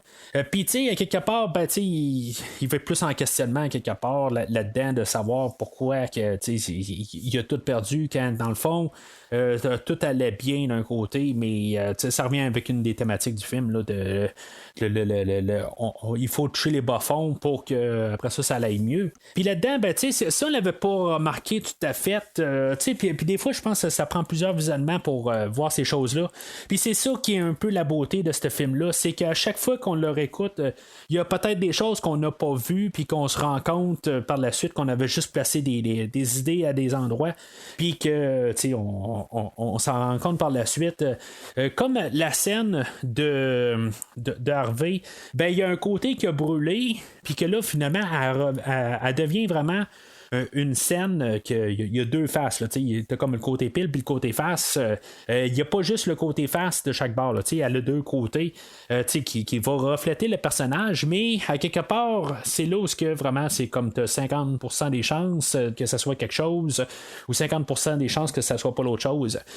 C'est qu'il va être quand même quelque chose que le personnage va montrer que là, il y a un peu une contradiction sur le personnage, si on veut, parce que quelque part, vers la fin du film, quand il va faire le choix entre il va lancer sa scène, est-ce qu'il tire sur Batman, est-ce qu'il tue Batman, il va lancer sa scène, puis elle va tomber sur le côté face, si on veut, la face pas brûlée. Puis il va tirer Batman, puis là il va dire c'est à mon tour, puis ça va retomber du même côté, puis il va décider qu'il se tire pas. Il va être vraiment là, comme en contradiction avec lui-même, mais le personnage là, va être perdu totalement. Puis ça va commencer pas mal là, dans ces scènes-là, où dans le fond, il va commencer à se révolter un peu contre les personnages. Puis, à quelque part, il va demander, là, juste pour qu'on ait aussi le nom à l'écran, là, parce qu'on n'aura pas le temps vraiment de trouver une manière logique de pouvoir le nommer comme double face. On va juste comme trouver une manière qui lance à Gordon, il dit garde, fais juste me dire comment que tu m'appelais dans le temps, puis Gordon va dire bon, on t'appelait double face, puis tu sais, c'est encore une chose comme je dis, c'est plus dans cette écoute là où je me suis rendu compte que vraiment quasiment au début du film, il a lancé une ligne quelque part, puis il a dit on m'a déjà nommé quelque chose d'autre dans le temps, mais tu sais, c'est des choses du passé ou quelque chose de même. Puis tu sais, c'est juste une ligne qui est passée, puis ça passe carrément inaperçu, mais tu sais, quand on repense à ça, puis quand on fait les liens, ben tu sais, on nous a lancé une perche un peu plus tard, puis ça vient pas de nulle part. C'est juste ça que je voulais passer comme point. Bien sûr, ben c'est ça. Rachel n'est pas juste perdue pour Harvey Dent, mais elle est perdue aussi pour Bruce Wayne. Lui, dans le fond, ben, il va penser que Rachel, là, elle voulait sortir avec Batman ou Bruce Wayne par la suite. Puis là, ben, ça va rester pas mal dans sa tête. Puis la lettre qu'elle avait écrite pour Bruce Wayne, Alfred va juste se retirer. Quelque part, il était sur le point d'y donner, puis finalement, il s'est dit, c'est peut-être pas la bonne idée de la donner pour l'instant. Puis finalement, il va brûler là, la lettre. D'un côté, ça va nous placer là, les idées pour le prochain film, quelque chose à partir avec quand on va faire le 3e film. Puis tu sais, comme tantôt, je parlais là, de l'actrice en quelque part, on l'avait changé, puis tu sais, je sais pas si mettons on voulait vraiment la tuer, si ça aurait été Katie Holmes, ou tu sais, Katie Holmes, peut-être qu'elle voulait pas revenir aussi pour juste une question qu'elle allait se faire tuer à mi-chemin du film. Mais je pense que tu sais, pour l'idée à quelque part du film, de l'avoir tué comme par le Joker, je pense que ça nous met un peu, ça renforce le pouvoir du Joker, je veux dire le personnage, que il a fait quelque chose qui fait mal à Batman, puis je pense que c'est une très bonne manière là, d'avoir apporté ça. On tue le personnage, puis qu'un personnage qu'on pensait qu'il allait rester jusqu'à la fin, puis que peut-être que Bruce Wayne allait finalement sortir avec elle à la fin de la trilogie, dans le fond, avec le Joker, on lui a donné quelque chose là, qu'on sait qui va aller chercher vraiment là, Batman direct au cœur. Puis c'est ça, je pense que c'était une belle manière là, d'avoir placé juste un pion dans le premier film pour l'exploiter d'une belle manière dans le deuxième film.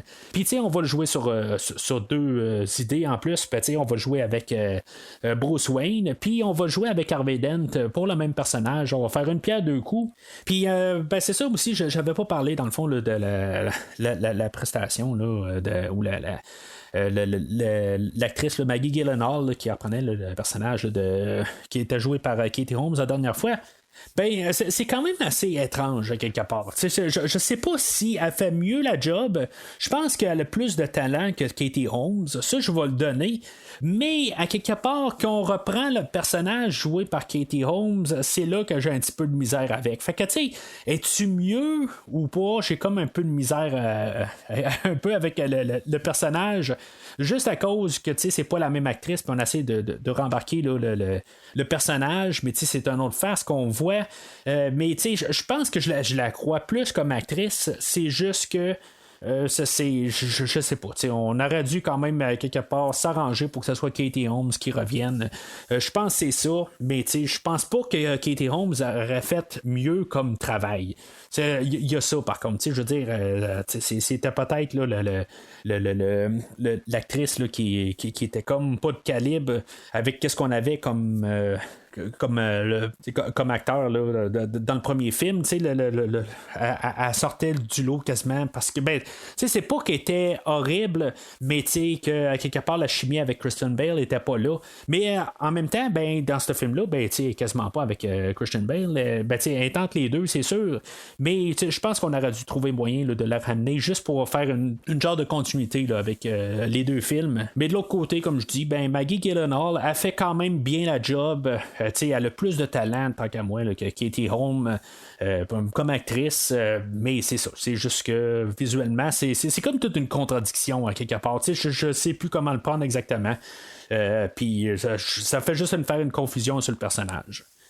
Alors, pendant ce temps-là, on a genre le comptable là, des entreprises Wayne, que lui s'était rendu compte qu'il y avait des anomalies là, dans la comptabilité, puis que finalement, il va se rendre compte que Bruce Wayne, c'est Batman. Il y a des choses qui venaient de l'entreprise Wayne, puis que finalement, comme la Batmobile, elle vient de l'entreprise Wayne. Fait que quelque part, c'est naturellement celui-là qui doit le conduire, ça doit être Batman. Fait que Puis là, ben lui, il va essayer de faire du chantage à Lucius Fox là, pour dire que là, dans le fond, il veut de l'argent pour ça. Puis, dans le fond, ça va comme tomber à plat de la première fois qu'on va voir ça. Mais là, quelque part, ben là, lui, il va arriver puis il va aller comme au niveau supérieur. Il va essayer là, d'aller à la télé pour dire, bon, ben, je vais déclarer c'est qui Batman. Puis d'un côté, ben, peut-être qu'il va essayer de paraître pour un héros, mais l'autre côté, ben, le Joker va arriver, il va dire, ben, moi, je veux tout rejouer là-dedans. Je veux pas savoir c'est qui Batman, mais on va... Il faudrait qu'on tue ce personnage-là, parce que sinon, ben, c'est encore du chantage à quelque part. Je vais faire sauter un hôpital. Puis là, ben, encore, la population, ben, embarque là, dans le chantage à cause de la peur, pis tout ça, puis ils vont tous être sur son dos, puis là, ben, lui, ben, je veux dire, il essaie de sauver là, de tout attentat sur sa vie. Il va être comme encadré par la police, mais on sait que dans la police, ben, il y a beaucoup de corrompus, puis en même temps, ben, il y a beaucoup de personnes qui sont hospitalisées, qui sont proches de la police aussi, je veux dire, des femmes, des enfants, puis des gens qui peuvent être proches là, du personnel. Fait que il faut faire attention à toutes ces personnes-là, qu'en bout de ligne, ben, ils veulent pas que leurs proches là, qui sont à l'hôpital ben, se fassent assassiner à cause juste d'une personne. Fait que on va avoir quand même une autre scène avec Bruce Wayne où, dans le fond, il va faire un peu la même chose qu'il a fait avec la Batmobile, se planter devant un truck qui était là, dans le fond, pour qu'il essaye là, de tuer le personnage de Reese, là, qui est le comptable en question. Là. C'est un peu pour fermer là, cette idée-là. Mais en même temps, c'est pour montrer aussi que Batman, il n'est pas au Bruce Wayne. Il y a quand même un côté où il pense que les gens peuvent être sont pas mal, ils sont pas méchants à la base, que en bout de ligne le gars il aurait pu vraiment foutre là, vraiment le désordre là, dans la vie à Bruce Wayne, mais quelque part Bruce Wayne va arriver puis il va dire regarde, je t'ai quand même sauvé la vie là. Fait qu'en bout de ligne, ben, ça clôt vraiment cette petite histoire-là. C'est une petite partie de l'histoire qui, ça va rajouter un peu là, des choses dans le chaos là, de tout ce film-là. Mais c'est ça paraît pas comme quelque chose d'énorme, mais c'est toutes des petites affaires de même qui fait que cet univers-là là, est vraiment trois-dimensionnel. Puis, dans le fond, dans ce temps-là, ben, le Joker s'est ramassé en personne à l'hôpital qui voulait faire sauter, mais l'hôpital a été complètement vidé. Pendant ce temps-là, mais il en a profité pour aller voir Harvey Dent qui est encore alité. Puis il a joué dans la tête à Harvey Dent, dans le fond, puis lui, il va l'avoir fait carrément là, craquer. Il avait fait comprendre que, je veux dire, tout ce que tu as fait, tout ça, mais garde où ce que tu tout ça, puis finalement, ben, lui, il va avoir tombé dans le panneau, puis à bout de ligne, là, il va carrément là, embarquer là, dans son nouveau personnage là, de double face. À partir là, de là, ben, lui, il va aller comme se venger là, de les traîtres. Dans le fond, pourquoi que c'est qui l'a trahi dans le fond, qui a été chercher aussi Rachel chez elle, puis en bout de ligne, pourquoi que Rachel est morte. Fait qu'il va comme partir sur une petite quête de vengeance. Puis en même temps, ben, c'est là aussi qu'on va régler le personnage là, de Maroni. Puis c'est ça, fait qu'on va tout tuer là, tous les personnages secondaires là, qui n'ont pas rapport. Là, tout simplement. Ben, les traîtres qu'on entend juste comme parler en fond, on sait qu'il y a des traîtres, mais à quelque part, ben, on va juste les régler, là, les personnages corrompus. Là. On va régler cette histoire-là assez rapide, mais en même temps, c'était pas. C'est plus vraiment là, important à ce stade-là de l'histoire. Puis en même temps, ben, on est quand même rendu à 2 heures du film, fait que il faut commencer à penser à clôturer le film. Puis c'est fait un peu rapide, comme je dis, c'est fait en montage. Mais les personnages, c'est vraiment des secondaires, des personnages plus que secondaires. Là, je veux dire, on les a vus apparaître quelques secondes secondes chacun là, dans l'écran, puis on n'a pas besoin là, d'avoir un gros montage pour voir là, la fin de ces personnages-là. Juste qu'on éteigne l'idée là, qu'il y a des policiers corrompus un peu partout. Puis ça, juste pour terminer là, au Joker à l'hôpital, juste encore une fois, là, c'est quand même drôle un peu de le voir partir. C'est comme on dirait une scène supprimée, quelque chose de même, du Joker qui se promène là, dans les allées de l'hôpital, qui se lave les mains, je veux dire, dans le fond, si le personnage est encore vivant en 2020, 2021, ben il avait pris les bonnes habitudes de se laver les mains, en tout cas, c'est juste ça qui m'a sauté là, carrément aux yeux quand j'ai écouté le film. Puis, en sortant de là, c'est juste comme je dis, c'est non nécessaire, mais ça fait juste comme rajouter au personnage.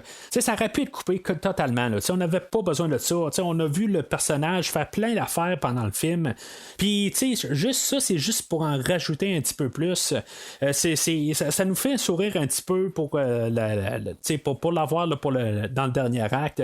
Mais, c'est pas nécessaire. C'est juste de la rigolade, dans le fond. Là, quand il sort, puis il se rend compte que peut-être que les bombes marchent pas, puis là, même lui, il se pose des questions, puis finalement, tout saute, là, puis ok, c'est beau, ça a marché, là, il faut que je parte d'ici, fait que encore des belles petites scènes, là, juste pour rajouter au tout. Alors, on a comme un autre plan là, de chantage du Joker par la suite, là, dans le fond, c'est ce qu'il fait depuis le début du film, puis ça marche tout le temps, fait que là, Gordon, c'est comme quasiment une raison que j'ai un petit peu de la misère à comprendre, va décider de faire sortir tous les prisonniers qui ont été attrapés au début. Il va les embarquer sur un traversier pour les faire sortir de l'île de Gotham, de peur que les corrompus vont tuer les criminels pendant qu'ils sont en prison, tout ça. Fait que c'est juste un petit peu un raccourci, là. Il y a des raccourcis qui sont pris là, un petit peu. J'en ai parlé un peu au courant du film, là, s'il y avait des petites choses que je trouvais qui étaient un peu louches. Celui-là, c'est peut-être un des genres de choses comme juste un peu là, de convenance à quelque part, qu'on aille des criminels d'un bord puis qu'on aille des civils de l'autre bord, puis que dans le fond, les deux vont penser que l'un va faire sauter l'autre. Puis dans le fond, c'est un plan qui va comme en guillemets, pour pas faire un jeu de mots, mais qui n'est pas un jeu de mots parce que ça n'arrive pas, mais comme qui va sauter là, d'en face au Joker. Lui, le Joker, lui, dans le fond, dans son plan, c'est que le monde sont assez tordus que finalement, il y a un bord qui va faire sauter l'autre bord. C'est même à savoir si, mettons, il y en a un bateau qui voulait faire sauter le bateau de l'autre, mais on ne sait pas si, mettons, le bateau aurait fait sauter leur propre bateau. C'est quelque chose que je pense on n'a même pas pensé à mettre ça quelque part. Il y a juste quelqu'un qui crie ouais, mais tu sais, qu'est-ce qu'on sait pas si, mettons, on ferait sauter notre bateau à nous autres. Là, on prend ce que le Joker dit pour de l'or à quelque part. Puis, d'un côté, c'est ce que le Joker a essayé d'expliquer à Harvey Dent aussi. C'est que quand tu fonctionnes dans un plan, puis qu'on sait que ça va aller comme ça, les gens sont plus calmes. Mais là, tout d'un coup, quand tu n'as pas de plan établi, c'est là que le chaos arrive. Puis c'est là peut-être aussi à quelque part que c'est la population tout le long du film là, ils arrivent, ils disent pendez le Batman quasiment pour qu'on ait la paix du Joker. Il y a toutes des affaires de même, pas pendre, mais au moins qu'on le dévoile puis qu'on sache chez qui, tout ça, pour avoir la paix. Mais quelque part, pourquoi que tout d'un coup il y a comme un changement de confiance là, dans la population? Peut-être que c'est ça aussi, à quelque part, quand on est comme tanné là, de se faire du chantage, quelque part, les gens arrivent et disent là, c'est assez, à quelque part, il arrivera qu'est-ce qui arrivera. C'est un peu ça qui arrive à quelque part. Moi, c'est comme ça que je vois ça. C'est un petit peu d'un côté, c'est pas comme mérité un peu. C'est comme un peu, on a trouvé un raccourci encore un peu. Toute cette section-là est un peu un raccourci. C'est juste ça un petit peu que je trouve plate. Mais c'est comme on nous en a tellement donné là, depuis le début du film là, que je peux pas arriver puis vraiment parler contre ça. C'est juste pour en rajouter quelque chose, un petit peu plus. Mais je vois pas ça comme un boulet en ce moment. Mais en même temps, on a Batman là, qui est comme à la recherche du Joker, essayer de trouver où ce qu'il est. Il va utiliser l'idée là, qui avait été implantée au début du film là, d'utiliser un téléphone comme un genre de sonore. Puis quelque part, on va essayer là, de trianguler là, le Joker. C'est un petit peu là,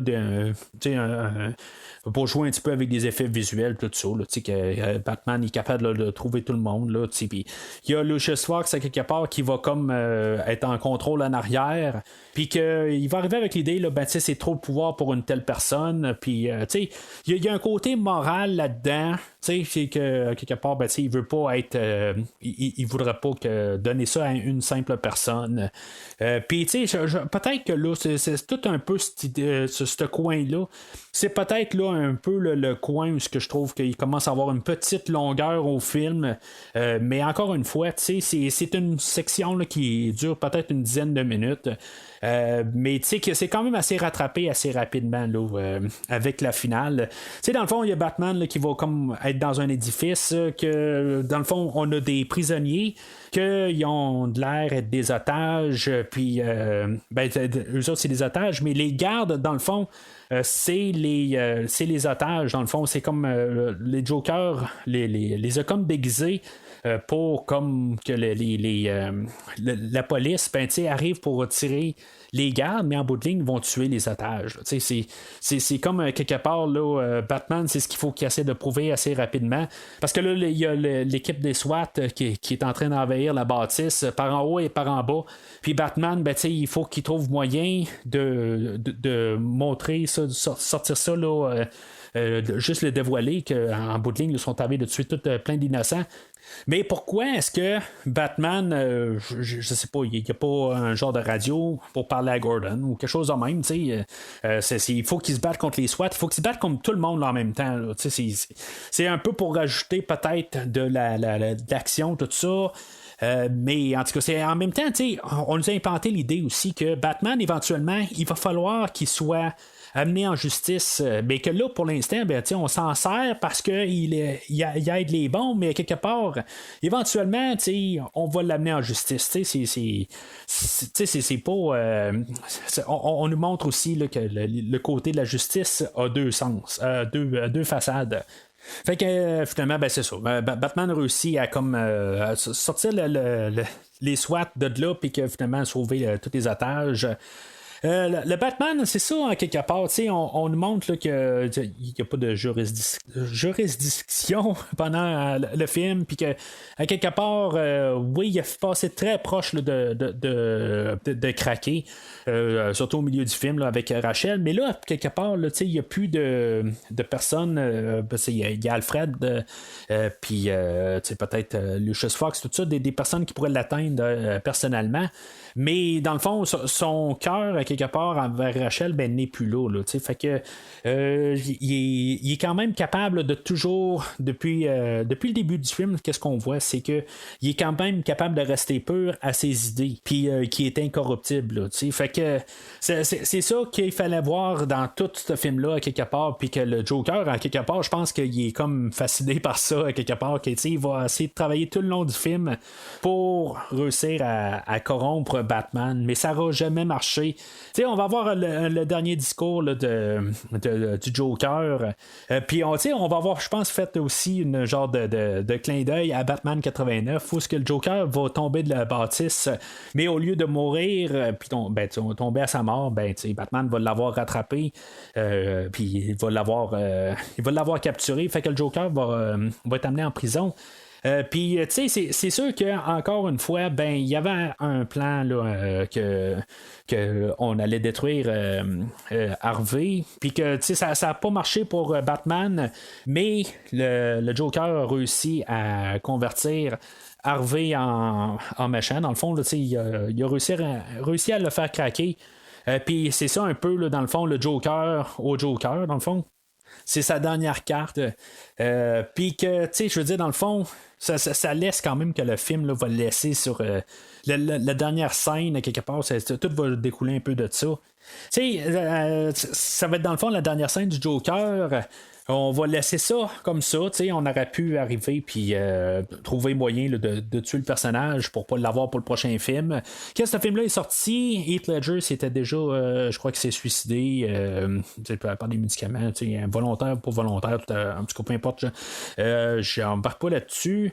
Ça reste dommage là, qu'on ne l'aura pas pour le prochain film. Il a fait vraiment un impact là, dans le film d'aujourd'hui. Est-ce que le fait qu'il est décédé, ça rajoute quelque chose de plus? Je pense pas. Je pense que s'il aurait vécu pour voir le film, je pense qu'il en aurait été très content. Puis, tu sais, je veux dire, c'est vraiment là, la marque du film. Là, c'est juste dommage qu'on ne l'a pas pu l'avoir la semaine prochaine. Ben, pas la semaine prochaine, mais au prochain, quand on va parler de l'ascension du Chevalier Noir. Là. Mais tu sais, je veux comme un peu juste en finir là-dessus pour dire que je trouve ça tu sais, quasiment qu'on n'a pas essayé de comme de le coller à la fin, trouver une manière là, de juste le voir rentrer en prison, quelque chose de même, tu sais, juste d'avoir un dernier plan à la fin, que tu sais, la dernière fois qu'on le voit, c'est comme à l'envers, puis tu sais, je veux dire, c'est comme correct pour le film, t'sais, on n'a pas essayé là, de trafiquer quelque chose à la fin juste pour dire, rappelez-vous de ce personnage-là, c'est la dernière fois qu'on voit Heath Ledger. Je trouve ça le fun. À chaque fois que j'écoute le film, je me dis, ben, c'est le fun qu'on l'a pas exploité comme Heath Ledger jusqu'à la dernière seconde du film là, pour dire que il est mort, puis on ne le reverra plus, puis on le met comme pour clôturer le film. Là, c'est la dernière fois qu'on voit le personnage, puis c'est la dernière fois que ça finit là. Comme toujours trouvé ça correct du monteur du film là, qu'il n'a pas essayé d'exploiter dans le montage final même là, de ramener le Joker là, dans le dernier 30 secondes. Fait qu'on se ramasse à la dernière scène dans le fond où ce que Harvey il a tué là, je crois qu'il a tué Ramirez, on ne sait pas tout à fait mais dans ce qu'ils disent d'après ce que je peux comprendre là, il y a une fille dans le fond là, qui est corrompue puis que c'est elle qui avait amené Rachel dans le fond pour la faire assassiner là. En tout cas la scène qu'on a eue là, où elle a explosé, on va avoir la famille Al Gordon qui a été prise en otage. Tu sais, dans le fond au milieu du film, pour ça aussi que Gordon avait s'était fait porter pour mort pour protéger sa famille, mais en bout de ligne, ben c'est ça, c'est Harvey Dent qui paye pour parce que lui il a perdu Rachel. Je me dis à quelque part, pourquoi est-ce que Batman n'a pas enlevé son masque? Il était juste comme ces trois personnages-là où il y avait la famille à Gordon, mais à quelque part, il aurait dû enlever son masque, à quelque part dire, regarde, moi aussi j'ai perdu quelque chose.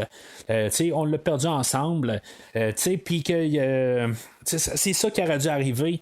Batman qui choisit de garder son masque à la fin, je comprends qu'il veut peut-être pas se montrer la face, mais quelque part, je pense que c'était la bonne chose à faire. Il aurait dû enlever son masque, puis je pense que Double Face aurait peut-être agi différemment. Peut-être qu'il aurait ça l'aurait ramené là, de l'autre côté pour qu'il voit que c'est pas le seul qui a perdu quelque chose. Je pense qu'on aurait dû montrer ça.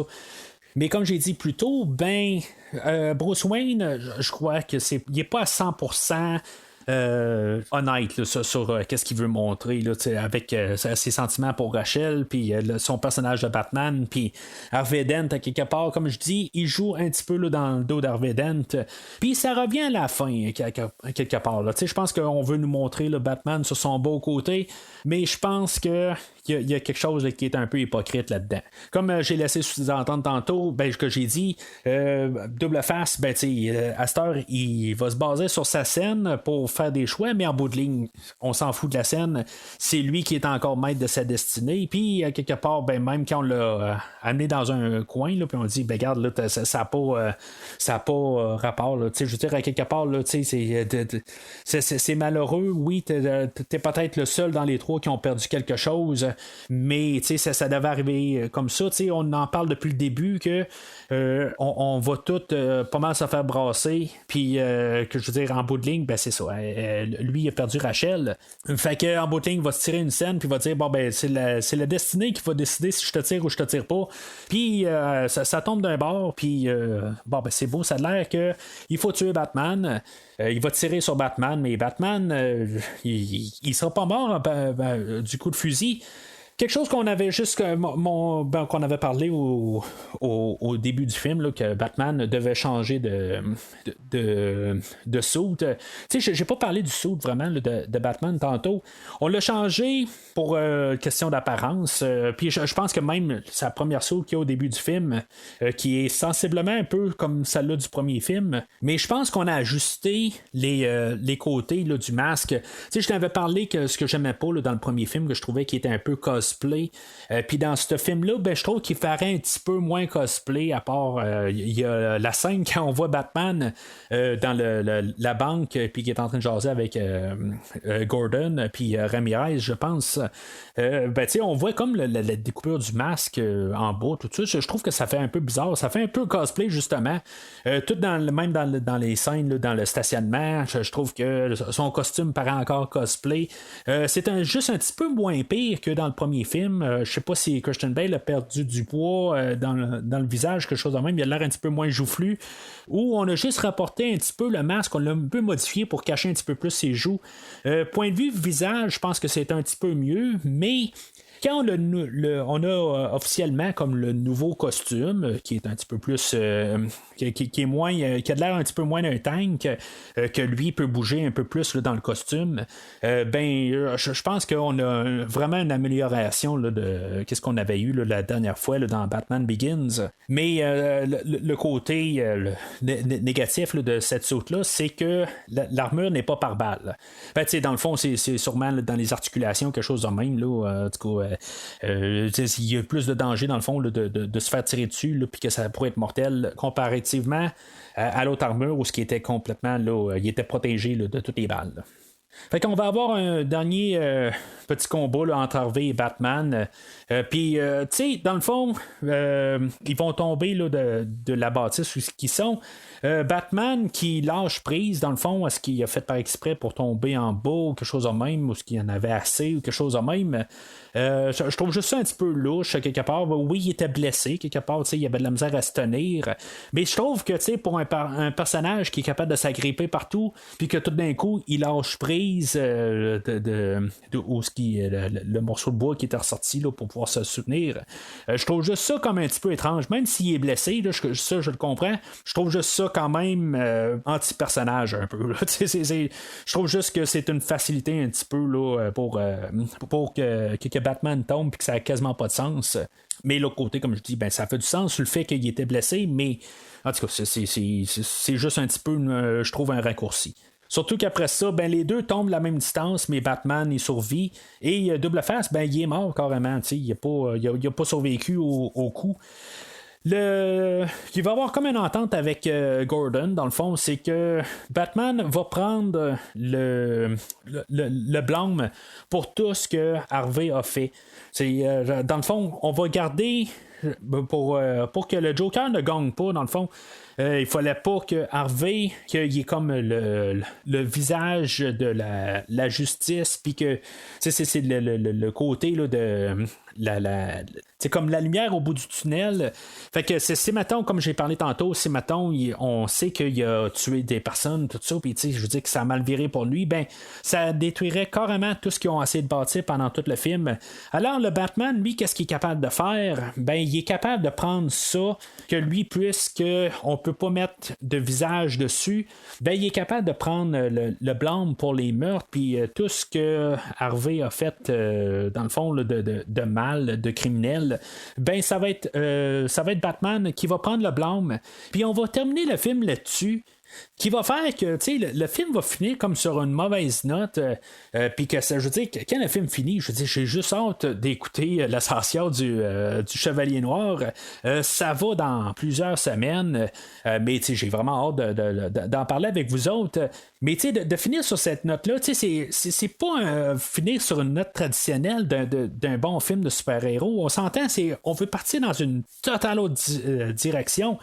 Puis, comme avec qu'est-ce qu'on a voulu quand même aussi nous marteler depuis le début du film, ben, c'est ça, on a comme le chapitre de l'histoire sombre avant de pouvoir remonter là, à la surface avec les meilleurs jours.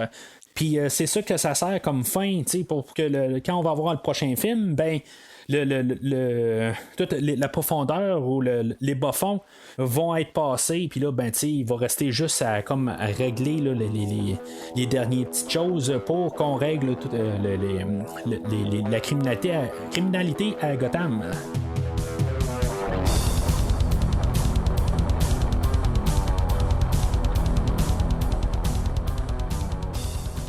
Alors, en conclusion, je veux dire, essayer de trouver vraiment quelque chose à dire contre ce film-là, c'est quelque chose là, de vraiment difficile à trouver.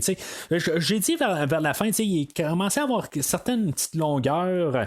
Je dirais là, que le bout là, avec les bateaux, qu'on a les civils d'un bord, puis les criminels de l'autre, puis le Joker là, dans sa bâtisse, puis tous les effets de sonore, tout ça. C'est un petit peu le 10 minutes que je pourrais dire qu'il y a un petit peu de longueur, mais un petit peu de longueur. C'est pas, c'est vraiment, je suis pas comme genre, bon, ça va s'avancer, je suis tanné, tout ça, il n'y a pas d'écœurement.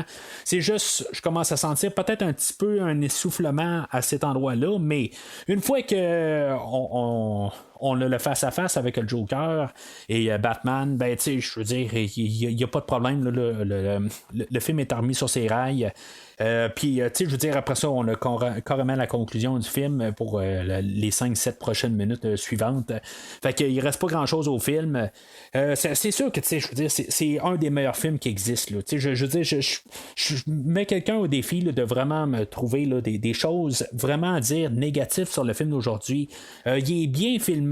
Les acteurs sont top-notch. Tout est bien monté dans le film. C'est sûr que je vais avouer que que je suis allé voir le film la première fois. Je suis allé voir avec quelqu'un, mon beau-frère, puis que lui, il n'a pas été fan du film en partant. Mais honnêtement, je peux pas croire au film. Là, je veux dire, d'arriver puis de réussir à dire là, qu'il y a. Oui, il y a quelques petites fautes là, au film. Là, il y a des petits raccourcis qui sont pris à quelque part. Mais tu sais, dans la totalité, là, je peux rien dire à quelque part que ce film-là là, il est mauvais. Je peux à peu près pas comprendre quelqu'un qui arrive et qui réussit à dire que ce film-là, là, c'est un gros zéro. J'écoutais le film là, pour le podcast. Ça faisait quand même une couple d'années là, que je ne l'ai pas vu. Peut-être que je l'ai écouté avec mon garçon il y a peut-être 2-3 ans là, la dernière fois. Puis je me demande pourquoi je ne l'ai pas écouté personnellement là, depuis ce temps-là. Je veux dire, je trouve ce film-là là, tellement bien dosé partout. Tout ce qui est montré à l'écran, puis tout ce qui n'est pas montré à l'écran, qu'est-ce qui est dans les dialogues, qu'est-ce qui est dit, tout est comme bien dosé, tout est bien placé, tout est bien calculé. C'est comme le Joker, dans le fond, tout est bien placé pour que il n'y a rien qui a l'air être trop laissé au hasard, mais que ça semble être du hasard. En tout cas, toute la manière qu'on a réalisé ce film-là, musicalement, dans tous les départements, c'est un film qui va pas, je veux pas dire parfait, parce que je veux dire, il n'y a pas de film parfait. Mais juste quand j'ai écouté ce film-là pour le podcast, je me suis dit pourquoi que je l'ai pas réécouté la semaine dernière, puis pourquoi que la semaine dernière je l'ai pas genre écouté d'autres fois avant, puis que pourquoi que je veux dire pourquoi je l'écoute pas à chaque semaine ce film-là, il est tellement bon. C'est comme ça que je peux placer ça. ce film-là a pris Batman Begins, il a repris pas mal la même base, puis je veux dire, autant que Batman Begins est un film solide, il a juste comme élevé tout ce qui marchait bien dans le premier film, puis tu sais, c'est pas comme genre un 2 standard où on prend une affaire puis tout d'un coup ben, on en met plus ou tu sais mettons il y a un machin ben on met 2 machins ou 4 machins. On l'a fait tu sais on a fait ça un peu d'un sens. Ben tu sais on avait l'épouvantail puis on avait Ra's al Ghul là, dans le premier film puis là ben on a Double Face puis on a le Joker. Mais tu sais je veux dire juste la façade là, de tout ce qu'on a essayé de montrer avec le Joker puis dans tout ce qui tu sais la manière que tout fige ensemble, c'est vraiment là, tu sais, je peux pas trouver des choses négatives à dire sur le film. Tu sais, dans Batman Begins, il y avait l'humour que j'avais dit qui était peut-être une des seules affaires qui marchait moins avec moi. On avait essayé d'embarquer des petites touches d'humour, mais dans le film d'aujourd'hui, on a embarqué peut-être plus des touches d'humour noir. Puis, je veux dire, la manière que ça sort, même les petites blagues de Christian Bale qui collaient pas la première fois, ben, je trouve que tout fonctionne bien dans le film d'aujourd'hui. Je sais pas, quelque part, je pourrais jamais arriver puis dire autant d'éloges pour un autre film.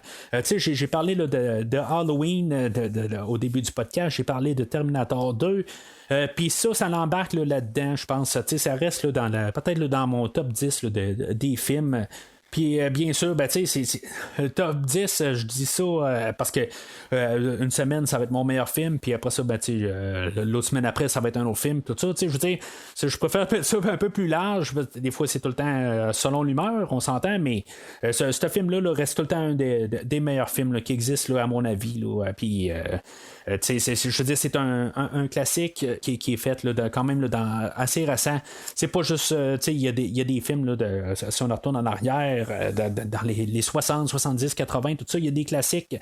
Mais ce film-là là, reste vraiment là, probablement là, le meilleur des films de super-héros qui a été fait, puis que je suis pas mal sûr là, qu'on ne pourra jamais trouver un film qui va à côté, même légèrement là, le film d'aujourd'hui. Même si je sais qu'il y a une couple de films là, au moins un qui va s'en venir là, dans les prochains mois que j'ai beaucoup là, d'affinité avec, mais en tout cas on en parlera là, quand on en parlera là, de ce film là en question.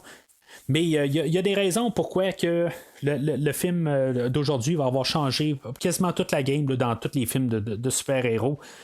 Puis je veux dire, avec le film qu'on a, puis même avec l'argent qu'il a fait, ce film-là, il est allé dans des places sombres. Puis, tu sais, c'est quelque chose qu'on voyait pas nécessairement. T'sais.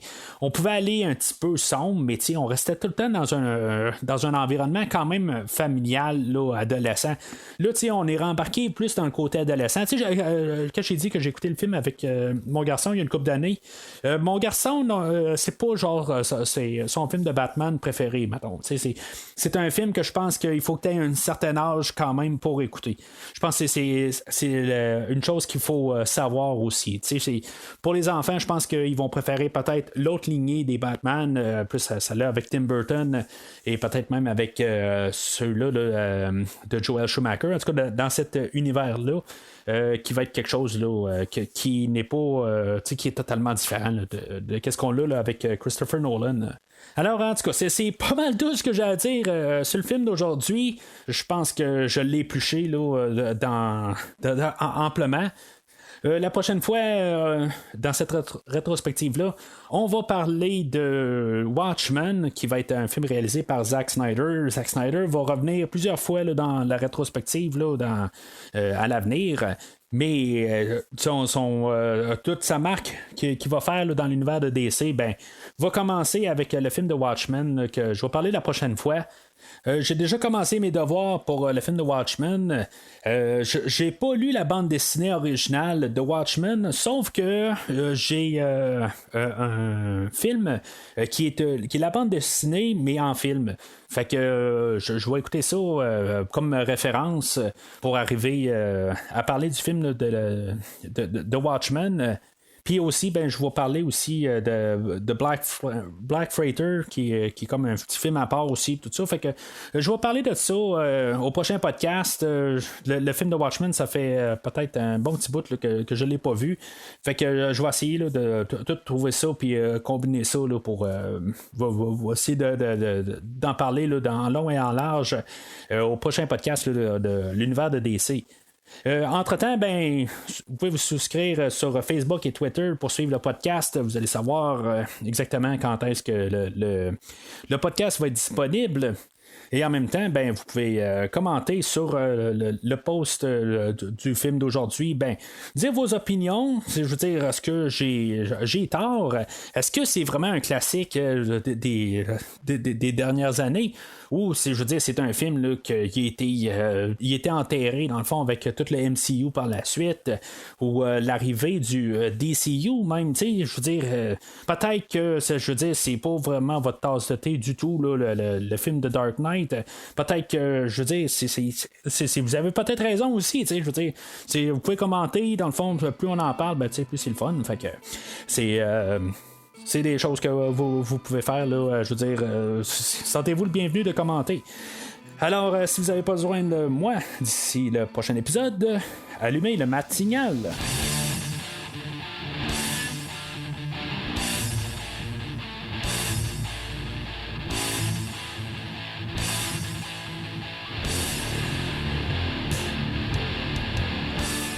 Merci d'avoir écouté cet épisode de Premier Visionnement. J'espère que vous vous êtes bien amusés. Revenez-nous prochainement pour un nouveau podcast sur un nouveau film. Les opinions qui se sont dites sont les miennes et ont pour but de mieux comprendre le film et ou trouver un sujet de discussion et non de servir comme version officielle ou définitive du film discuté ici. N'oubliez pas de suivre la page Facebook de Premier Visionnement pour être informé de nouveaux podcasts. Vous pouvez écouter Premier Visionnement sur plusieurs plateformes, dont Spotify, YouTube et Stitcher. Merci et au prochain épisode.